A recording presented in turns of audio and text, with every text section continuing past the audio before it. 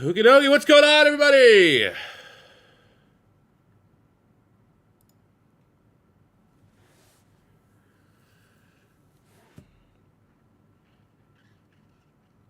We are slowly kind of getting everything up now. We are streaming tonight just for the second round. Last night's stream was 5 hours, pretty much. And, you know, it's like you're asking a sprinter. You're asking Usain Bolt to do long-distance run. Can't do it. Can't do it back-to-back nights. Plus, Philly does not have a third-round pick. Maybe I'll pivot if something. I mean, they have two pretty close-together second-round picks. I'd love to see maybe an aggressive trade up. But there's always a chance that Philly tries to trade back, and then they get into the third round, and maybe, just maybe, if the vitamins are flowing, we roll into it. But as it stands right now, Eagles got 2 second-rounders. I think we're going to have a good time here in the second round. The dream for DeJean is on. I think pretty much every fan of every team that has a second-round pick probably interested in landing Cooper DeJean, arguably the hottest name remaining into the second round. But I think we're going to have a grand old time here. Let me just get my setup all here. I got the chat. We'll get, I got to get my draft up here. Go that. We'll go chat. Alrighty. At some point, my son might come down. He wants to say goodnight, and I'll say, hey. Told him last night we had over 400 people here at one point at the peak. So he was like, what? I was like, yeah, that's like half your school. It's pretty crazy when you put it in perspective.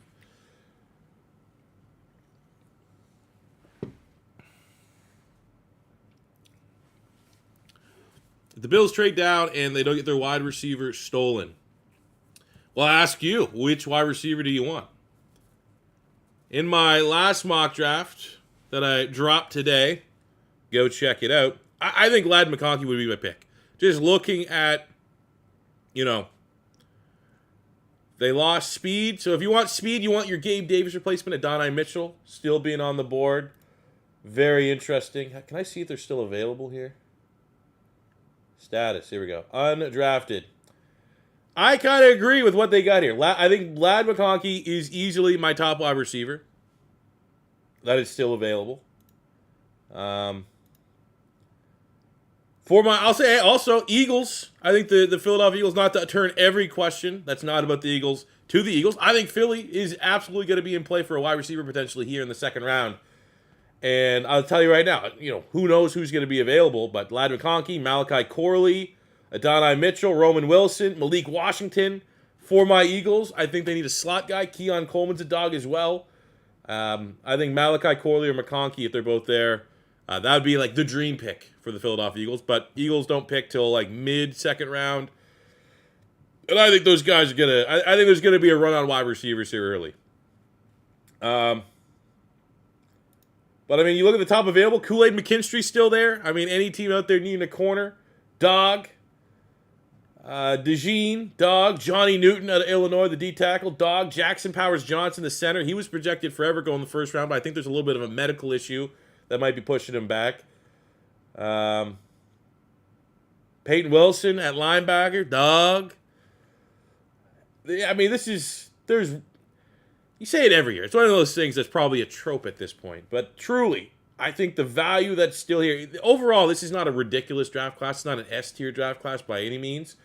But I think you can make an argument that from pick 25 or so, like so Terry and Arnold went 24 to the line. So I'd say from pick 25 to pick 40, I don't think there's that much of a difference in terms of quality of player, in terms of players that you're going to be able to get to go on and make an impact, which has absolutely not been the case over the last couple years.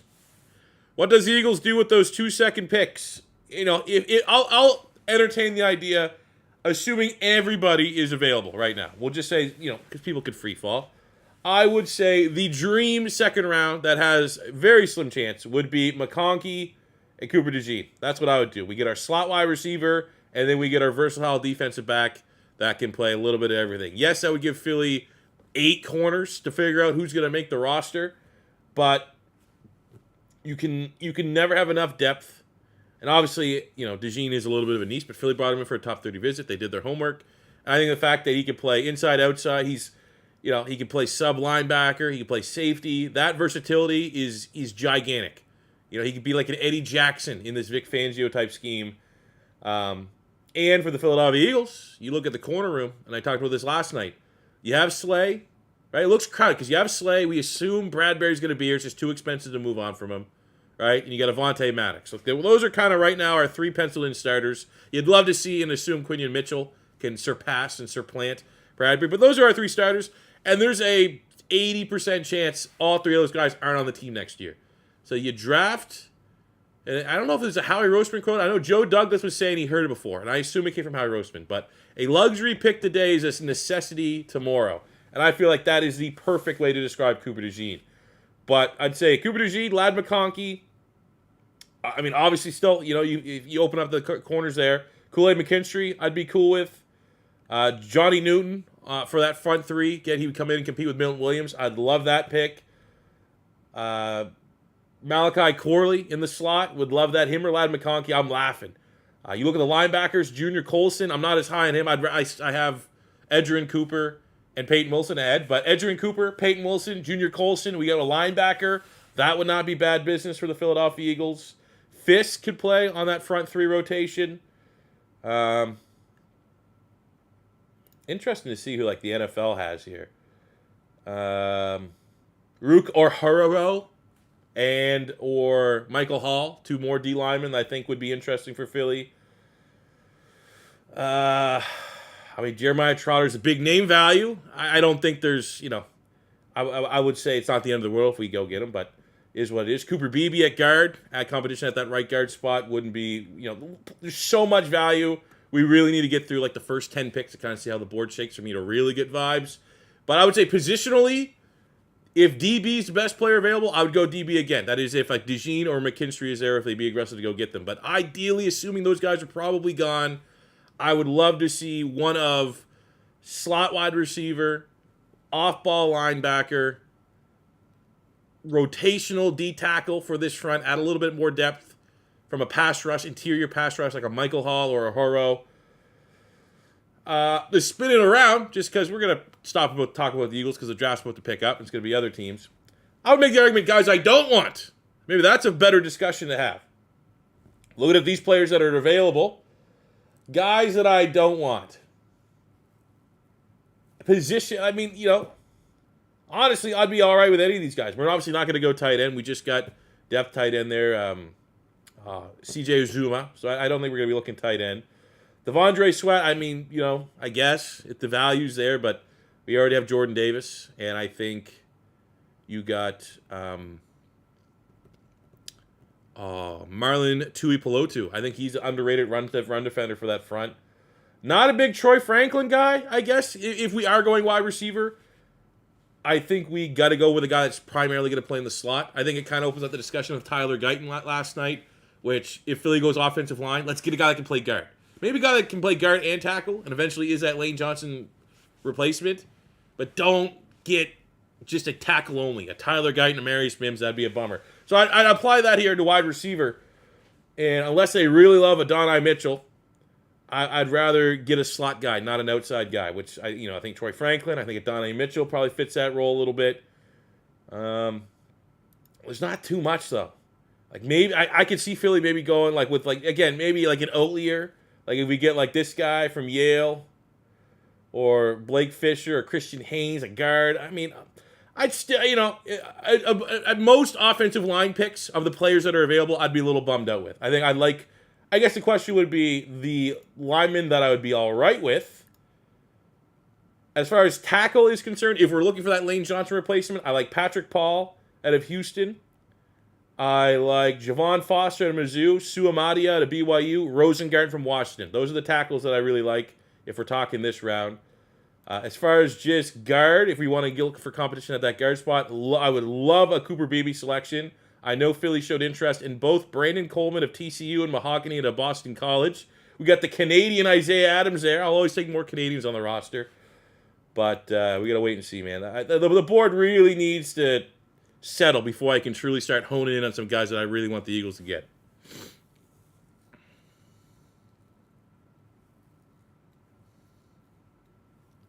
AD goes to the Bills. I'd be shocked if they don't grab a wide receiver. I think it's about what they want. Do they want to replace the field stretcher, deep ball type guy? Because if that's the case, you get Mitchell. If you want to replace like the route running, the inside ability of Stephon Diggs, you go McConkey. But hey, dealer's choice. Both those guys I think will be outstanding picks for the Buffalo Bills here. Why no one likes Troy Frank? I mean, it's Troy Franklin's a guy. He's kind of like a finesse wide receiver. And then the athletic testing was whelming. It wasn't bad, but also wasn't great for a guy that in college, from at least what I saw, was, he stood out and won with his athleticism. But he has good athleticism for college, but when you get to the pros, thin margins a little bit. Would I be mad if we got Burton? Jermaine Burton? Again, for the Eagles, I got to see the wide receivers that are available. If there's a quick run on them, I might pivot my opinion a little bit, but it's very much, I don't really, until McConkey, Malachi Corley are gone, like those are the two dogs I really want. Then I might, if they're gone, and maybe Roman Wilson starts looking a little more appealing or something like that. What do I think the Texans end up doing? Now, that is an interesting one. I did a mock today. Texans' needs are interesting because I think they can go a lot of ways. I know D-line's a popular pick for them. Potentially go tackle. I would honestly say if I'm the Texans, dream scenario for me, if I'm the Texans, I would absolutely, much like they were aggressive last year in getting Will Anderson, I think Johnny Newton out of Illinois, I don't know where they're picking. I would be incredibly aggressive because he would be a perfect fit. He's a first-round pick talent. So you get a first-round pick talent, you find that, and you get that in the second round. That'd be insane value for the team that arguably had the best offseason out of every team in the NFL. I don't think that's much of a hot take. Has there been a team that's had a better offseason than the Texans? Like, clearly a better offseason? Maybe someone's in the same area code. I don't know. Philly's done great. I love what the Eagles have done for the most part.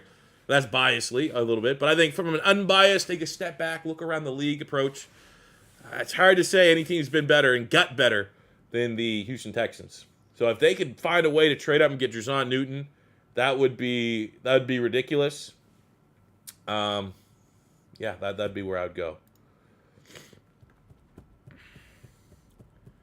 Arizona Cardinals take Kool-Aid. I think, and I went with the mock today. I think if I'm Arizona, assuming let's just say 2 wild cards go, Buffalo do it. I think Kool-Aid McKinstry would be where I'd go. Add to that secondary. Obviously familiar with the Arizona Cardinal roster from a non-Cardinal fan, just from the franchise. And, definitely don't have a guy that I think you love as an outside corner, right? You got Garrett Williams, who I think is going to develop as a slot. You got Marco Wilson, who's a lot better in Madden than he is in real life, throwing shoes all over the place. I think Kool-Aid McKinstry would be probably my favorite pick for the Cardinals here. But I think much like DeJean, Kool-Aid McKinstry, DeJean, Mitchell, McConkey, those are the guys that pretty much everybody wants. But so far, Bills are on the clock right now, and it doesn't look like they're trading. They're actually going to finally make a pick here, which is weird in a way. I will say, when I was kind of, I did a day 2 mock draft, so I had to recreate the first round on the simulator. And with that, I wanted to accurately make the trades that actually happened. I am shocked the Bills made that trade that they made with the Chiefs. Because, first of all, above all, that's your rival. You literally, I almost just despite your rival. Fuck the 3rd round pick extra or whatever the hell they ended up getting. 4th round pick or something like that. Fuck that. I'm not letting the Chiefs get the guy they want. Right? So that's the first thing I did wrong. But the second thing, I talked about in my mock draft video, but if you didn't see it, was this mock draft site that I used gave pick value. Right? So you got to try to match up the value to get the trades. It wasn't even close. It was 50, 60 points the Bills were eating in terms of trade value to make that trade with the Chiefs. Giving up a pick that has a 5th-year option was bizarre, man. It wasn't you look at what the Detroit Lions did to trade up with the Dallas Cowboys to go get Terry Arnold. They paid essentially a 3rd-round pick to move up a couple spots to go get Terry Arnold.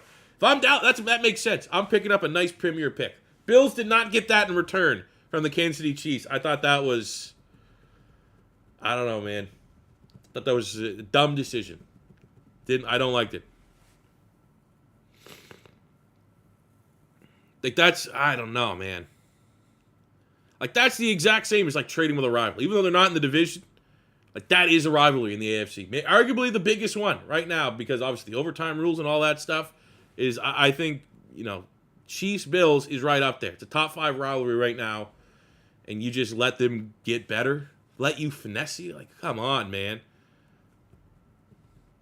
Dakota, hello there, Broncos fan here, and I'm pretty happy with Bo Nix. Feels the need, great scheme fit, great pre-play ability. It allows us to screw the Raiders because of the Falcons drafting Penix. You know, it is I'll be honest. Wow, they got Cooper. They're showing Cooper DeJean here. Doesn't look like Cooper DeJean's on the phone, so hopefully he keeps following. Keep the dream alive for DeJean. But to speak on Bo Nix, I still think it's a reach. I mean, there's almost every non-top 5 quarterback pick is almost always a reach, right? Because your quarterbacks, you pay a premium price. But I had a second-round grade on Bo Nix. You pay him, get him at 12. That's a pretty bad reach, I think, for an older quarterback. But Bo Nix at Oregon is an entirely different beast than Bo Nix at Auburn. And unfortunately, I have so much of Bo Nix at Auburn ingrained in my mind that the good that he did at Oregon, it's still hard to kind of navigate that. But he was impressive at Oregon. I think ultimately for the Broncos, throwing a positional value doesn't matter. The fact of the matter is that if you lined up Jarrett Stidham, Zach Wilson, whoever else they have, and then you have Bo Nix there, and you say, who would I pick as their quarterback? I'd go Bo Nix out of those guys easily. So at the end of the day, at that spot at pick 12, they got a better quarterback than what they have on the roster. And let's see what Sean Payton can do. Hell of a guy that, you feel pretty good about what Sean Payton could potentially develop Bo Nix into. What do you think Howie has to do to trade up and get DeJean before someone else drafts him? I don't know. Like this, I would say the one tough thing right now. Last night was a little bit more easy because we had months and months and months of knowing the draft order, knowing who might want to trade back, and you could easily fantasize and create in your mind realistic scenarios of like who we can trade up with. Like I was like, all right, we could trade up with the Colts or we could trade up with the Seahawks. I have no idea who is going to be a willing mover to trade down the second round because there's so many big names still available. I think a lot of teams that are picking within the top 5, top 10 of the second round love where they're at because the value is still so insane. And there's a bunch of guys that were right on that bubble of being fringe first rounders. Ergo, tough to say who we could trade up for, what we would have to trade up to get. Because I think a lot of these teams, especially in the top 5, where DeJean might go, they're going to be charging a premium because these guys here are almost as good as first rounders. So we got Buffalo making a pick here. They got Keon Coleman, wide receiver from Florida State. Couple mock drafts I had. That's who I had Buffalo going. What was the original pick? 28, 29, 27, one of those in the first round. Definitely had more than one mock draft, them going Keon Coleman. I think a lot of people kind of got out on Keon Coleman because he didn't finish necessarily as strongly. Like early college football, there was probably no more hyped up wide receiver than Keon Coleman. He was dominating for Florida State, making highlight reel catches time and time and time again. And then, production kind of slowed up a little bit. And then he went to the combine where he looked outstanding during the drills. But, anytime a wide receiver runs not as fast as you're expecting, everyone starts going thumbs down on him a little bit. Getting a little sour. And I feel like that's kind of Keon Coleman a little bit. But the fact of the matter is, he's in that area code of all those wide receivers that are left. Ladd McConkey, Malachi Corley, Adonai Mitchell, Keon Coleman, right? Where I think they're all kind of in a similar tier. Where if they go to the right situation, and now Keon Coleman's going to a hell of a right situation. He's going to get force-fed. He's going to be the wide receiver 1 there. So I think that a lot of the wide receivers that are remaining, I think it's an interesting discussion to have that pretty much any of the wide receivers that got drafted yesterday, you're going to be a product of your environment. You are going to be, it's so razor thin because this is such a stacked draft class for wide receivers in particular. Even if Keon Coleman, let's say Keon Coleman talent-wise is below, I don't know who we could say. Let's say Keon Coleman talent-wise, you have him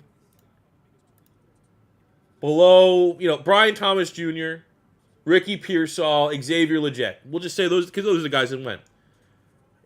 There's a legit shot Keon Coleman when all is said and done 3 years in. Let's look back in 3 years. Maybe he's not as talented as Legette. Maybe he's not as talented as Pearsall or Brian Thomas. But the fact that Brian Thomas is now going to a somewhat crowded wide receiver room in Jacksonville, the fact that right now Pearsall, who knows what the hell the 49ers room is going to look like. talent is there. Same with Legit in Carolina. They got to figure it out. They got to get Bryce Young going. Keon Coleman, when all is said and done after 3 years, could emerge as the best because it's so razor thin. The margins are so thin with some of these top wide receivers. And he's going to a hell of an environment. He is going to where he's going to be the top guy. He's going to be the alpha of that wide receiver right now for Buffalo because he needs to be. And they drafted him to be. I think it's a good pick. I think that he's slept on a little bit just because the athleticism, I don't want to say concerns, because I remember when he was drawing the gauntlet, they showed his wide receiver like miles per hour and stuff. And it was like one of the best out of all the wide receivers, of all the guys that are running 4.3s and 4.4s. So he has great play speed. I like that pick. Like, I'd say that's, not necessarily my favorite. I still think I'd go Lad McConkey just because I think there's higher floor while maybe a higher ceiling. But I like that move. So the Chargers have traded up with the Patriots. Couple spots. You got to assume this is for, you got to assume it's for a wide receiver, especially after they went Joe Alt. But also, DB is a need, and you got Kool-Aid and DeJean out there. But I'm going to assume this is Mitchell or McConkey.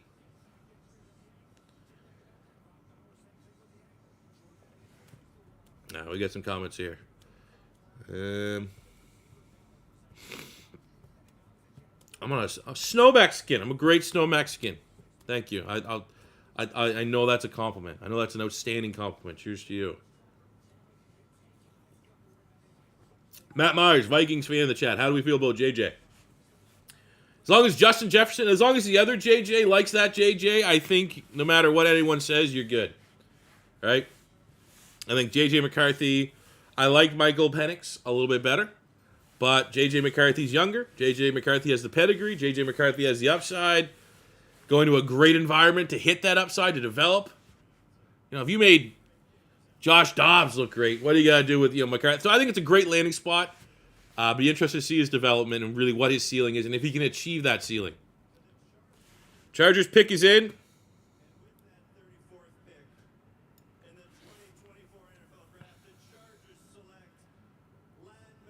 They go Lad McConkey. There you go. There's your Keenan Allen. Your Keenan Allen replacement. Awesome. That's a great pick. Both these picks, home runs. Both these guys could have been first rounders. I think the Chargers are killing it. I know a lot of people were down the dumps. They didn't get wide receiver. Didn't go Malik Neighbors. But I'll tell you right now, without hypothetically knowing if they went Malik Neighbors, where they would go in the second round, you told me we get Joe Alt, Lad McConkey. That's what we're leaving the first two picks with of our draft. That's outstanding. Absolutely outstanding. Great pick. Annoying because even though it's very unrealistic they were still going to be available, was definitely one of my top targets to hopefully free fall some out of the Eagles for Howie Roseman to get his Georgia Bulldog quota. But I like that move, man. I love the aggressiveness. I don't know who they are leapfrogging for him. I don't think the Cardinals would have been in. If Bill Belichick was here at the Patriots, the meme writes itself that he'd want the white slot guy. But interesting trade-up. I didn't see the compensation yet. Hasn't popped up on the TV, but I'd say ultimately good business from the Chargers, man. Both these teams have crushed to start the second round.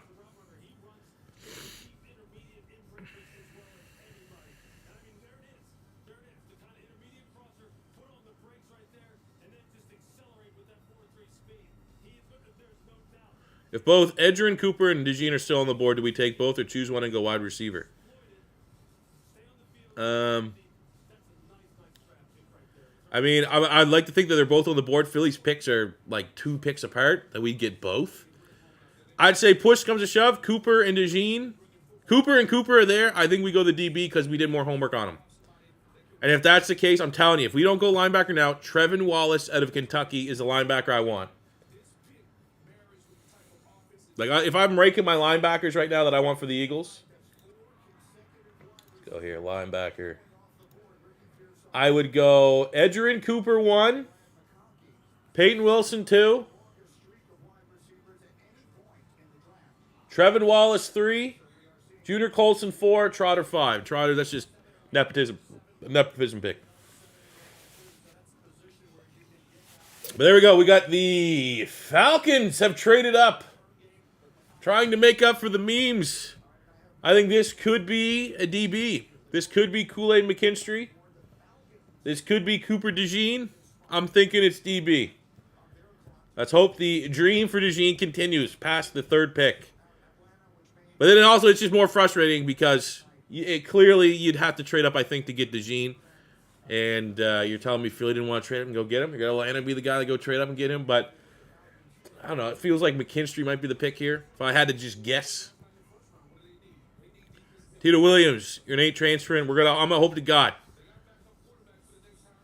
that Tito Williams is not. I think he's Honey Hunter till he retires. I think he's Honey Hunter till he retires. I think the context of how the draft works and size profiles, he's likely going to be undrafted. At the end of the season, so maybe he goes right into coaching. Maybe Tom Savage gets a promotion somewhere, and Tito Williams becomes the youngest head coach in college history at 27 years old, like a new Sean McVay. Who knows? Who knows where his journey goes? Chargers 37 and 4th to get the Pats 3rd and a 5th. I mean, so you're just kind of moving some pieces around there. Not bad. I mean, it is what it is. To go up and get Ladd is good business.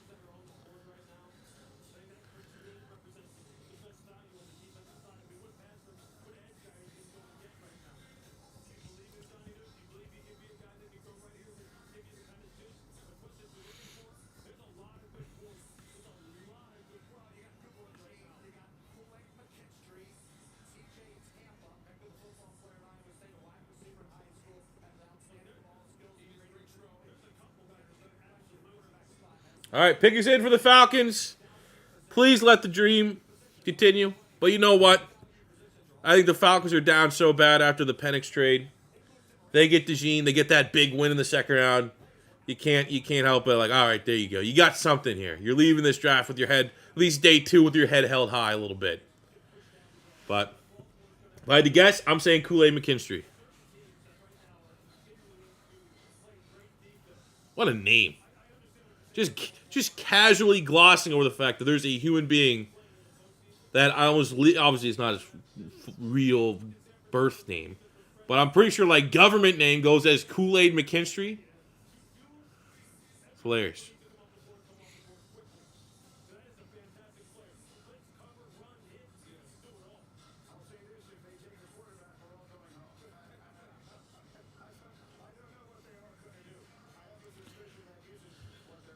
All right, let's get the pick on. Come on, fellas. I want to get just to the Eagles pick here.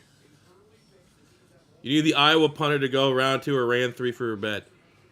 I mean, I think he's a dog. I mean, for how much, a punter's a punter.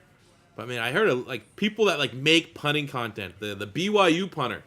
There seems to be competition for the best punter in this draft. The BYU punter and Torrey Taylor.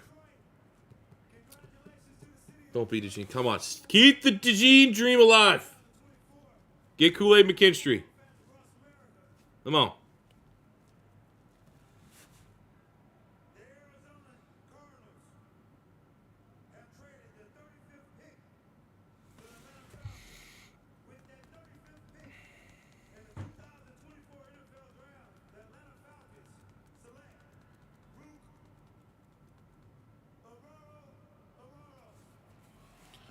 Rook Ororo. Huh. Interesting pick with Johnny Newton still on the board, but I mean he posted insane Raz, an S tier athlete at the D tackle spot. Not necessarily surprising he goes in the second round, but definitely surprising he goes ahead of Johnny Newton, to be honest with you. But hell yeah, the DeJean dream is on.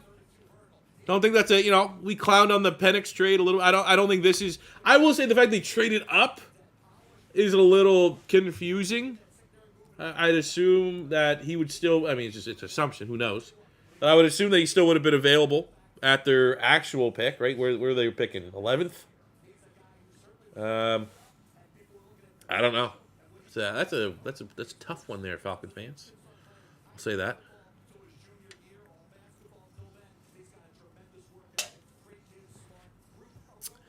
Man, that Falcons draft, huh? Michael Penix, pick 8. Rook Orhororo at 35. All right, we got the commies up next. Who is coming to to the NFC East. Commanders with pick 4 and 8 here, so they can do a lot of damage. They can be very annoying. I'm going to be very upset if DeJean ends up going to the Commanders. And the Commanders have shown love to these unicorns at corner. Introducing Troy Apke. White Lightning Troy Apke. So, historically speaking, Commanders...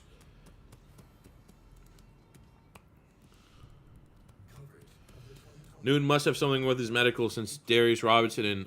Yeah, I mean, he didn't really work out, did he? So maybe there's just that lack of information. Didn't work out, so you only really have the tape to go off of. If there's a little bit of medical, maybe. And then you look at Rook, who put up an S-tier combine.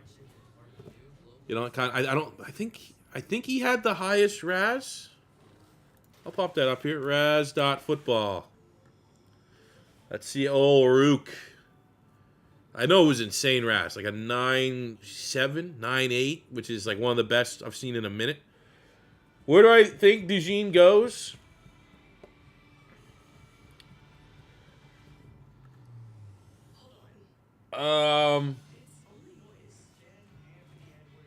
Green Bay at 9, I think, is going to be the hurdle. If I'm just looking at like the bubble of teams that are picking, I think Green Bay at 9 is going to be a tough one. By looking at Rook Ororo, 9.92 RAS. So what that means is all time. He's got to be like top 20 all time in terms of athletes at the D-tackles. But now he is 294 pounds, so he's getting classed and measured against D-tackles like Jordan Davis that are 350 pounds. So there is some bit of context to it, but 4.89 in the 40-yard dash is absurd. 1.67 10-yard split is absurd. A almost 10-foot broad is absurd. Also threw up almost 30 on the bench, which is great for an undersized player there. I don't hate that pick. Like, I could see a way where someone goes, yeah, I want that athlete on my D-line. I go, yeah, can't argue with it.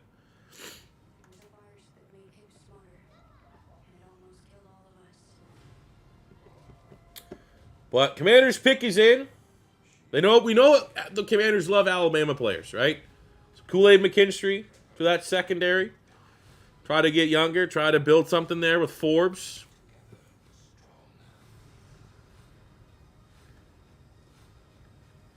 C4, can we make a lot of John Jones storylines for Tito this year?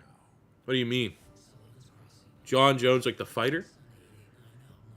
Like he starts like sleeping in the weight room to dodge a piss test?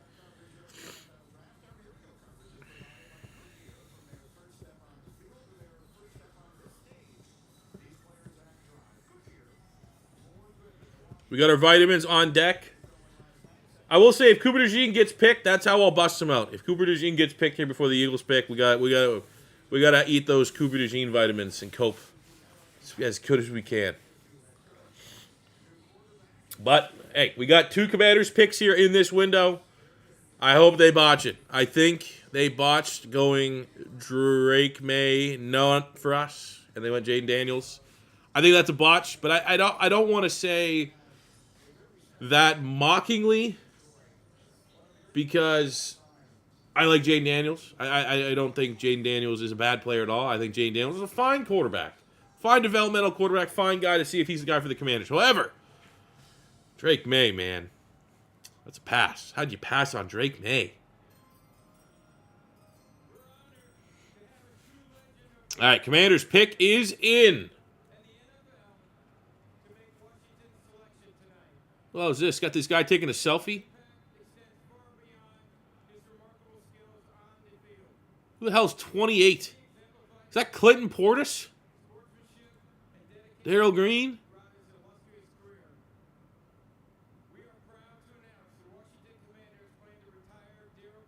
Oh, it is Daryl Green. Daryl Green! AKA, I remember he just had like 99 speed in Madden. One of the fastest players of all time. And he played till he was like 50.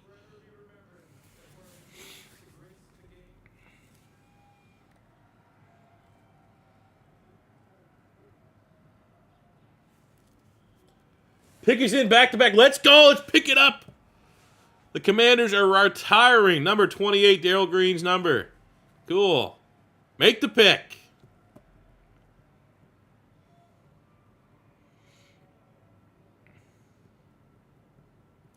I agree, Stevie. You think, how I felt? I waited all time for the Eagles pick, and they ended up like Roger Goodell giving a State of the Union for 4 minutes, and then they sent it out to Jordan Mailata in Australia. Longest pick to get to the pick last night was the Eagles. It was brutal. But, I guess they're announcing they're retiring the jersey here of an all-timer for the Commanders. Do they draft a DB? Except Darryl Green. Darryl Green looks like he can still suit up.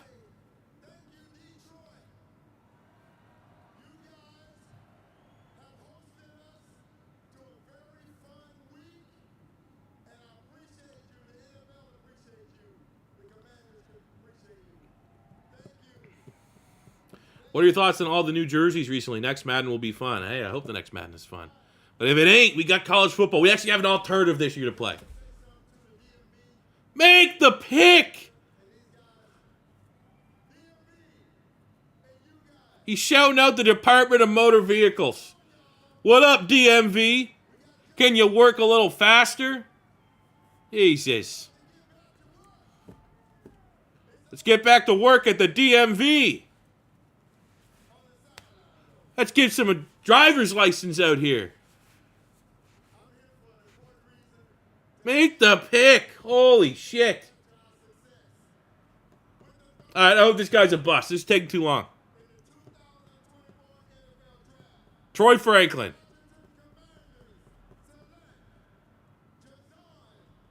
Johnny Newton. Good value. Don't they have Deron Payne and Jonathan Allen?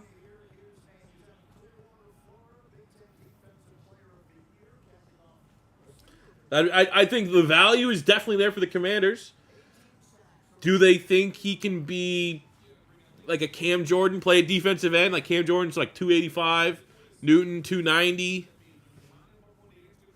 Well, this ESPN says he's 305. So, the interior they're not getting any younger, Deron Payne and John Allen, but interesting. Like, are they going to a 3-4? Like, are they changing their scheme up a little bit? Because they're going 3-4. That's actually a pretty disgusting front three. But you have Newton, John Allen, Deron Payne as your front three, and then you flush things out, and you obviously have like John Davis at linebacker. Interesting pick, but the value's totally there. C4, make Tito Williams do crazy stunts and have him get arrested a lot. Why would I do that? Why would I want the electrifying guy, the only electrifying guy on the team to be missing games? That's going to affect me wanting to play. You're going to have Bob Podolsky getting caught with steroids or something like that. He wanted to bulk up to 310 for his senior season. I'll get some stuff going. We got some stuff in the works. And I will say, while we're here, we got 180 some people. Hit the like button. We're only at 24 likes. I think we can easily get this to 100 likes over the next 20 minutes. And I only ask that not because I need those likes for a egotistical standpoint to say all my people like me here watching, but it helps out the old stream here with the YouTube robots.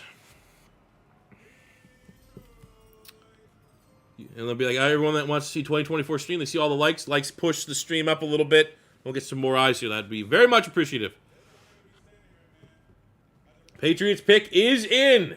If this was Bill Belichick, it's probably Cooper DeJean. Let's see what happens. Come on.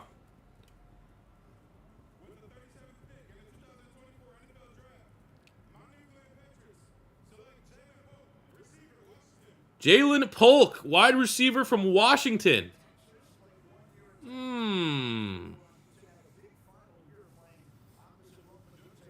Interesting. Interesting with the players that are available.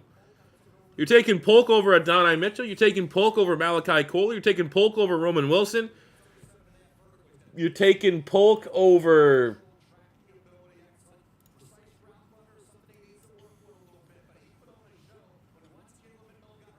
Interesting. You take a poke over Devontae Walker, got great speed. Interesting. I would, not necessarily a reach, but I would say this is one of those picks that would make me very similar to how I felt as an Eagles fan when we drafted Keon Mitchell, because you kind of have your pick of the litter. A lot of options, a lot of guys that make sense at that pick. You gotta feel good that you made the right call at that pick, because if Jalen Polk becomes just a guy, and you see Adonai Mitchell become like a prolific deep threat, big-time deep threat. You see Malachi Corley become Deebo Samuel 2.0. You're going to regret that pick a little bit.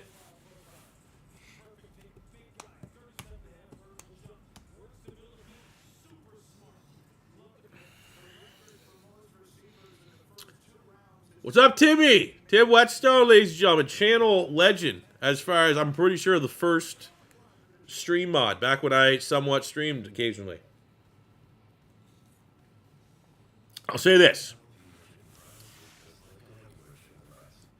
The issue with me streaming, I'm arrogant and confident enough that I think I have the personality that I could probably stream, and I'd be a variety streamer and stream anything and, build an audience a little bit, right? I just don't like streaming Madden, because then that just means all day I recorded and played Madden, and then at nighttime, all I'm doing is playing Madden. But I know I'm going to have an issue when the new GTA game drops, because I'm going to want to play that all the time. So I think the trade-off is when the new Grand Theft Auto comes out, I can play Madden, work NCAA, all that stuff during the day, football during the day, and then to facilitate how much I'm going to want to play GTA, I pivot that into I can monetize that a little bit, just start streaming Grand Theft Auto. So that being said, Tim, you hold on to that mod privilege, because someday I'm going to cash it in, because fuck Twitch. Twitch sucks ass. I'm going to be here on YouTube, and you'll be a day one mod. Tito Williams, C4, you need to face that snake Crease McCool next season. You know what? If we can line up that game, where did he go? Missouri? I think he went to Missouri. If I can line that up, that would be a fun game. Shut him down. Go low.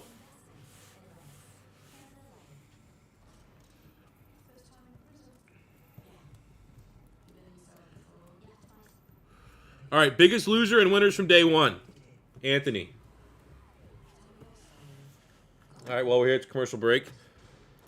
Biggest losers, a.k.a. picks that I hated.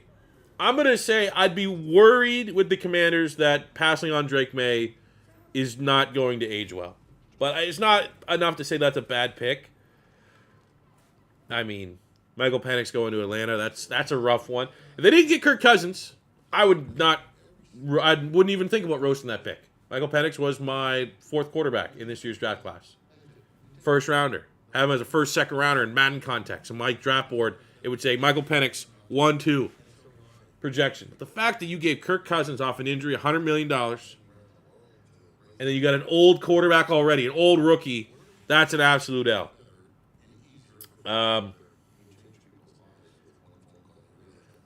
Again, Bo Nix, I don't want to say it's an L, but it's a tough pick in terms of value. But again, I've already talked Bo Nix. I'd much rather him than any of the quarterbacks I already have on the roster, so I'm not going to roast that too much. I'd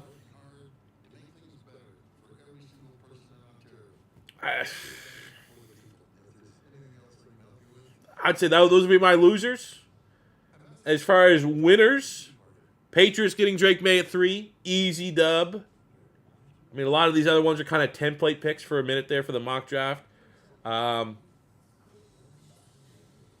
I think the Vikings getting Dallas Turner at 17, absolute dub. Rams got nice value inverse. Unbiasedly, Philly being able to not trade up. I think the value what makes Philly a winner is that they got their pick. They got their number one corner, and they didn't have to trade up. When pretty much everyone and their dog thought if Philly was going to get their top guy, they would have to trade up. So I give them a dub on that one. I love Detroit being aggressive to go get Terry and Arnold. Kansas City getting Worthy is going to be fun. I'm here for the whatever that emerges is. And I know it's a somewhat polarizing pick, but I love Ricky Pearsall, Florida Gator, going in the first round. He literally was 90% of what made the Gators watchable last year, his highlights. So shout out to that. Those would be my winners and losers. Not a lot of losers. I thought, generally speaking, Very good first round for pretty much everybody. And even the Penix, if you just look at it from a talent perspective, I think he's a nice quarterback. It's just a weird pick. Very weird pick. Weird vibes. Aloha from Kona, Hawaii. That's cool. I did not know I had anybody from my analytics that watched from Hawaii, so that is badass. Shout out. I don't even know what time it is for you. And I don't know where you live. I know there's bad fires there. And I know Dwayne "The Rock" Johnson and Colt Brennan. Shout out Colt Brennan. Those are all the things I know. All right, we got Warren Moon here for the Titans. Interesting spot here for Tennessee. Wide receiver, Adonai Mitchell.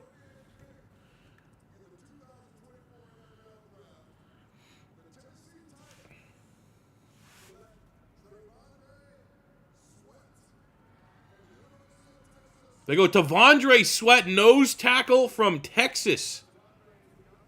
Just got arrested last week.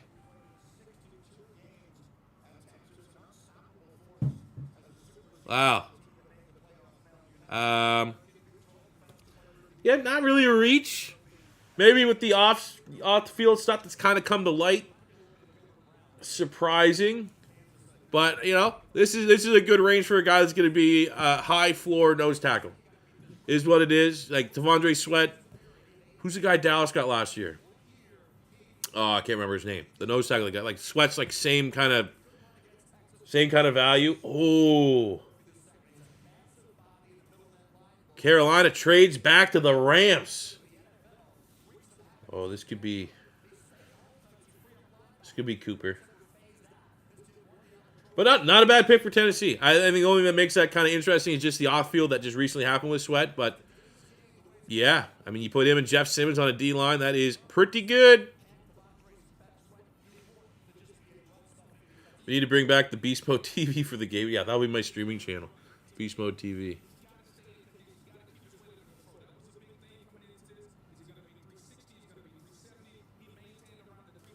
Bo Nix and Bo Nickel. Very similar. Andrew from Bakersfield, California. Let up West Coast. Would you rather get Kool-Aid or Cooper DeJean? Cooper DeJean. More versatile for a Vic Fangio scheme. I'd be all right with either one of them, to be honest with you.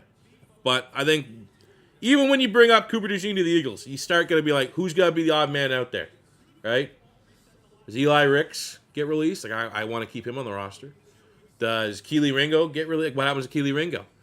Everyone kind of knows James Bradbury's on the, should be in the doghouse a little bit, but it looks like it's going to be tough to move on from his contract. I like the DB idea, but it's a very crowded room. And I think someone like DeJean that could kind of play a bunch of different things, there's a little bit more versatility there.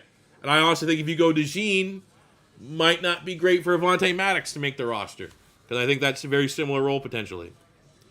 But look at the trade. The Rams go to 39, and they give... Whoa! Rams want somebody here.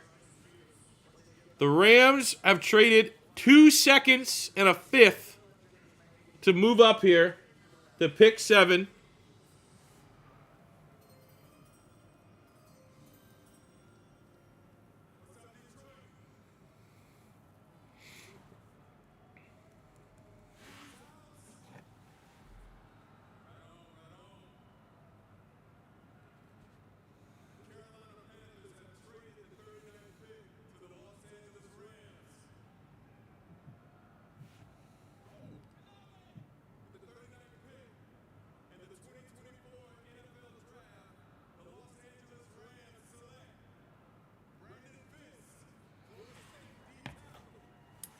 Fisk. Trading 2 seconds for Fisk? Why are the Rams... Why is it so hard to draft with these people?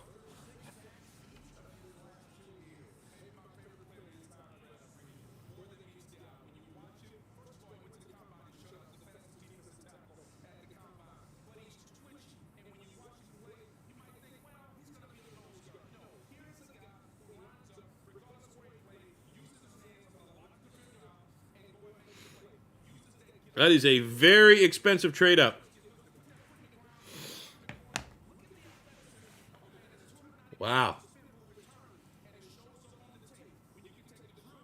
I'm old Greg with a dono. Slick Rick, Rookie of the Year.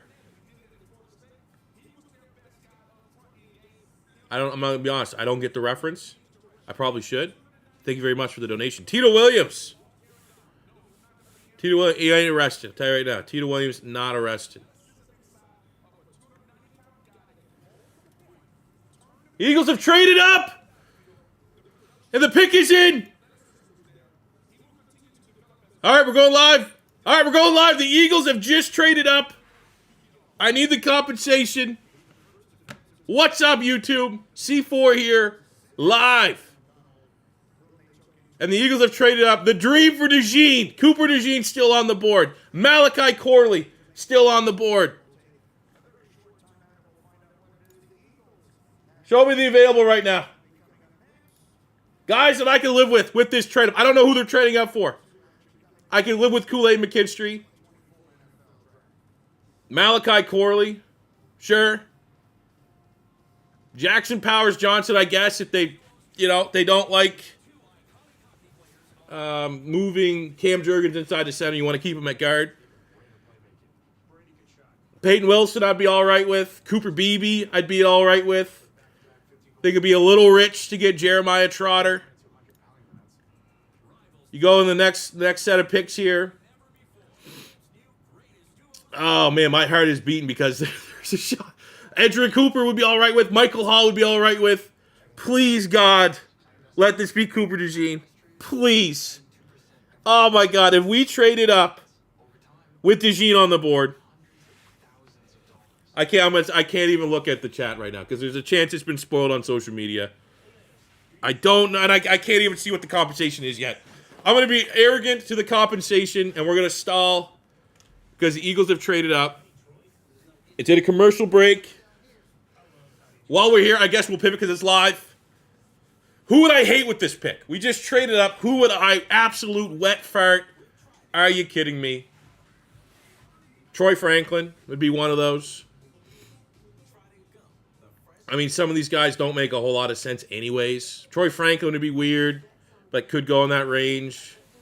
Like one of these tackles, like a lineman at this point. If that lineman is not, we could, because that was the big thing yesterday, right? Are we going to look for a guard? Are we going to look for a tackle that's beyond Lane Johnson? So if we traded up Patrick Paul, I like him out of Houston.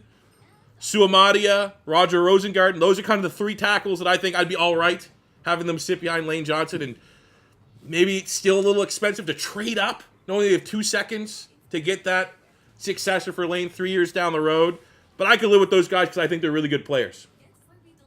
At guard, Cooper Beebe. I'd be fine with that. That's a guy right there that likely will be able to come in and challenge for the starting right guard spot with Tyler Steen. I can live with that. I know Philly's also showed interest. Brandon Coleman, Christian Mahogany, pre-draft visits. I think that'd be a little rich for the trade-up. And as we're talking about the trade-up, I'm oblivious. I really still hope we kept that. There's no way we gave up both second-rounders, so we still should be picking in the second round.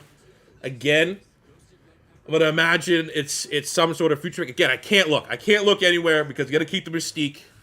We started this stream with the tagline, "The Dream of DeJean." And while I think this would give Philly an incredibly crowded secondary, that is a great problem to have. We got to be ruthless when it comes to the secondary. The best players have to make the roster. We can't view contracts. We can't view draft position. The best DBs need to be the guys that make this roster. So between Darius Slay, James Bradbury, Avonte Maddox, Isaiah Rodgers, whoever, right? T?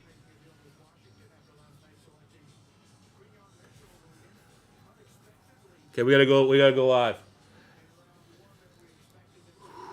Please be DeJean. Oh my God, please be DeJean. Please. Oh my God, please. Please, Lord. I'd be okay. Right now, they're getting ready to make the pick. Kool-Aid McKinstry, Cooper DeJean's one. He's not even in the same class as everyone else. If it's not DeJean, if we traded up for McKinstry, we traded up for Malachi Corley. If we traded up for Peyton Wilson, Edgerrin Cooper, Cooper Beebe, Patrick Paul, I guess I can live with it. But with DeJean still on the board, if we can leave this draft with the...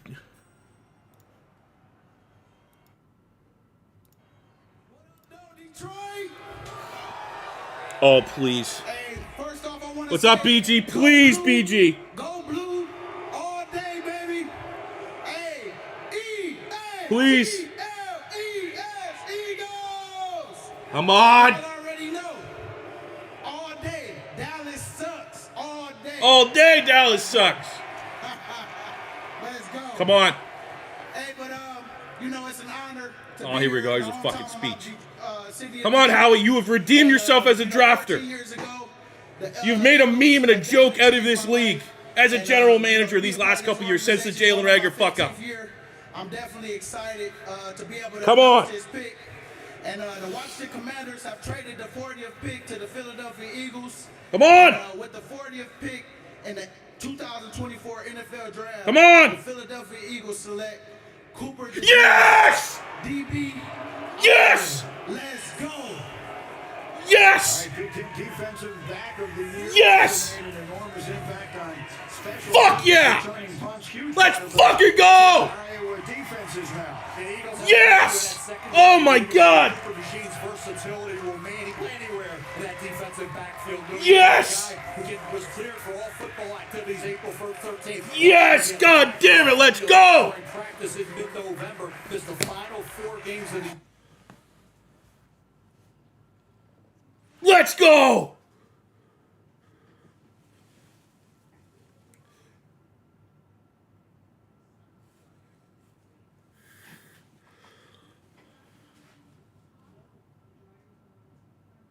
Let's go! T, come here!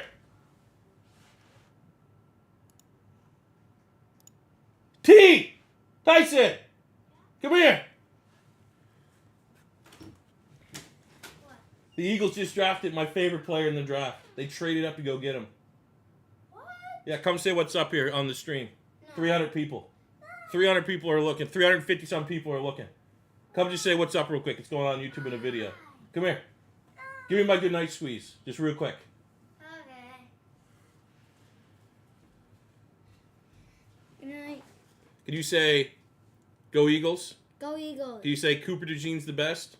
No. Can you say Howie runs the NFL? No. Oh, wow. All right, good night. Can you shut that door? And we still kept our second round pick. Oh, my God. God bless. We'll be back.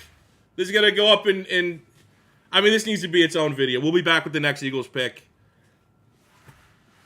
Ugh. Not a religious man. Pray to Tebow. I love the Philadelphia Eagles. I love the Philadelphia Eagles.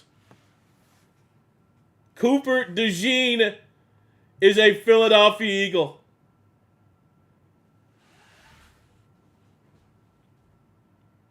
Keon Mitchell. We're leaving the draft with Keon Mitchell, Cooper DeJean, and we still, like, what are we going to get? Edgerrin Cooper? We're going to get the linebacker everybody wants? We're going to get Malachi Kohler. We're going to get Deebo Samuel 2.0. Fucking love this team, man. All right, we'll be back with the Eagles' next pick. They're still... Oh, what, they traded out? Oh, damn it. Whatever. Worth it. Worth it for Cooper DeJean. Like, subscribe. We'll be back. We'll react to the next pick. When do they pick? Third round now?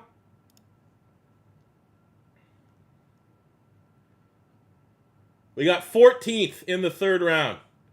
So I'll react to that one a little bit later. We're here live. Well, time many of you people watch this, we're still streaming here live. But my God, baby. You gotta love it, man. Smash that like button. Cooper DeJean is an Eagle. I'll see you back in the next one. Peace out. Love you guys. Let's go. Oh, my God, fellas.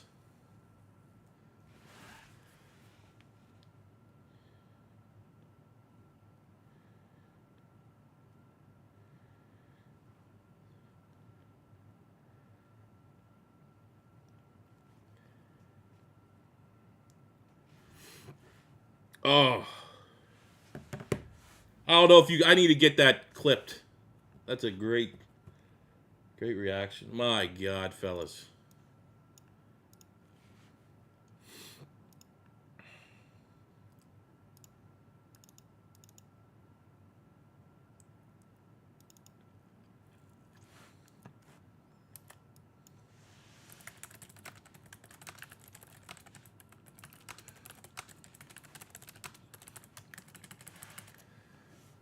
All right, I gotta edit here real quick.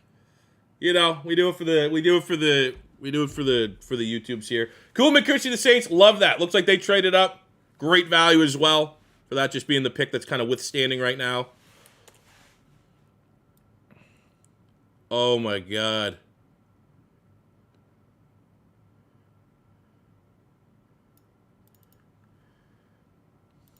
I love it. Absolute dream draft. It's been. I'd say the only way this is a better dream is we found a way to keep that extra second round pick. Because now, you know, Cooper and all those guys might be a little bit more of a dream, but it doesn't matter. We got literally the two guys I wanted in the first round. We got. I mean, Terry and Arnold in the discussion, but I said one of Keon Mitchell, Cooper DeJean, Terry and Arnold, one of those guys. We leave the draft with one of them. That's what we want. Dream pick. And the fact that we are leaving with two of those players is absolutely insane. Texans pick Lassiter out of Georgia. Not a bad. We're getting a run. Again, we're getting the run on DBs. Philly started it again. We got the pick. All these other teams won, and we leapfrogged these teams that would have likely laid up DeJean.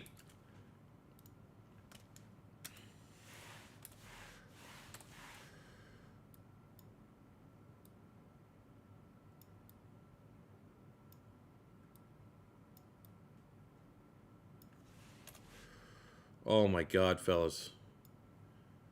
This is awesome. This is absolutely, I'm shocked. There has not been a draft that has gone this well. Like, if we could still find a way to get a stud linebacker and or a guy that can come in and play guard. Like, incredible. Justin Simmons is still a dream. I mean, let's be honest. If this is what costs Justin Simmons no longer being on the Eagles' radar, I'm fine with it.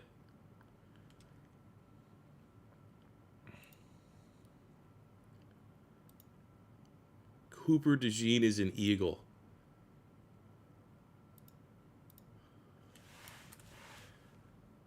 Oh my God, dudes.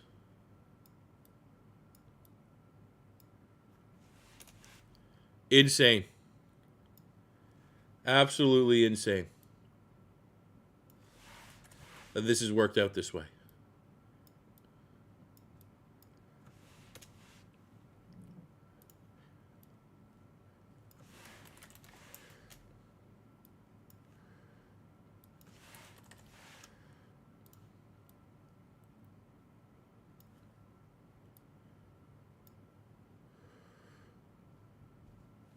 Any other picks? We're still waiting. Cardinals are on the clock. Just making a thumbnail here real quick for the upload. Pick is in for the Arizona Cardinals.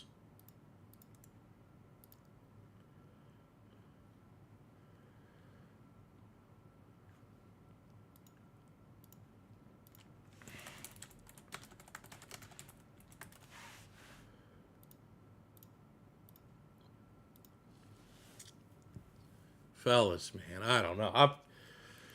I hope, I'm just going to say this as a neutral. I hope everyone out there right now is having as good of it. You're loving your draft as much as I'm loving this Eagles draft. That's all I can say. I sincerely hope you guys are getting as much joy out of this as I am.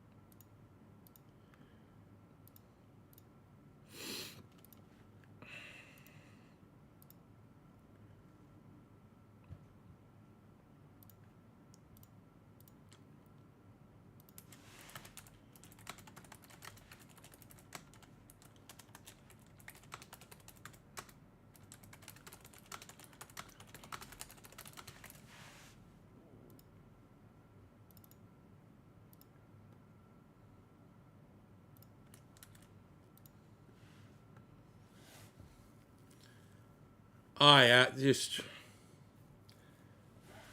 speech. All I can say is speechless. Absolutely speechless that this has all came to fruition this way. There's no other way that I can properly, adequately describe this. Absolutely speechless. Tebow is good. I'm not religious, but Tebow is good. And if you believe, if you are a man of faith, a person of faith, human being of faith, I appreciate you for doing your work and getting this going.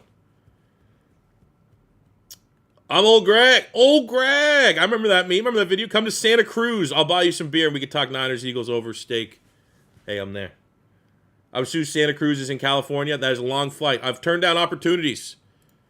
I'm not a person that hates long flights. Rather not, though. Like I did a flight to England, and it felt like I was on it for 7 days. But I will say, if I'm ever out there, I'll take you up on the offer. Appreciate the dono, man. Thank you very much. Christopher, how's the woman today? Didn't break her ankle. Hopping around the house on crutches. But she's doing better. Appreciate it. She probably watched right now and says, oh, someone asked about me. So thank you very much for that shout out.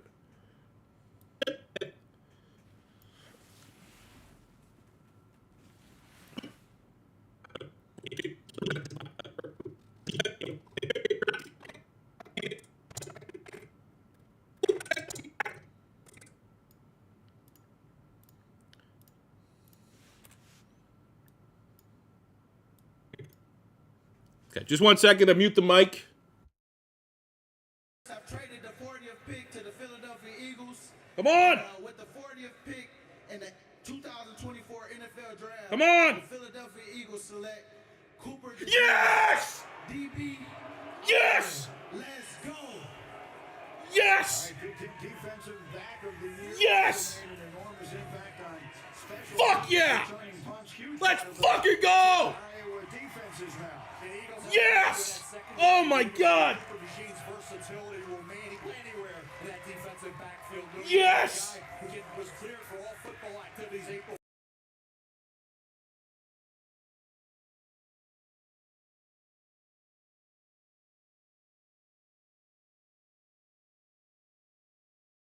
All right, Max Melton, Cardinal. I mean, he was a guy that rose up a little bit, tested well.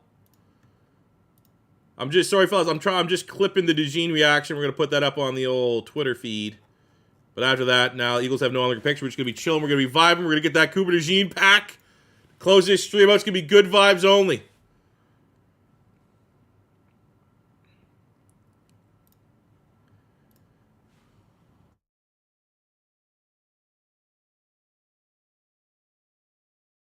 I've traded the 40th.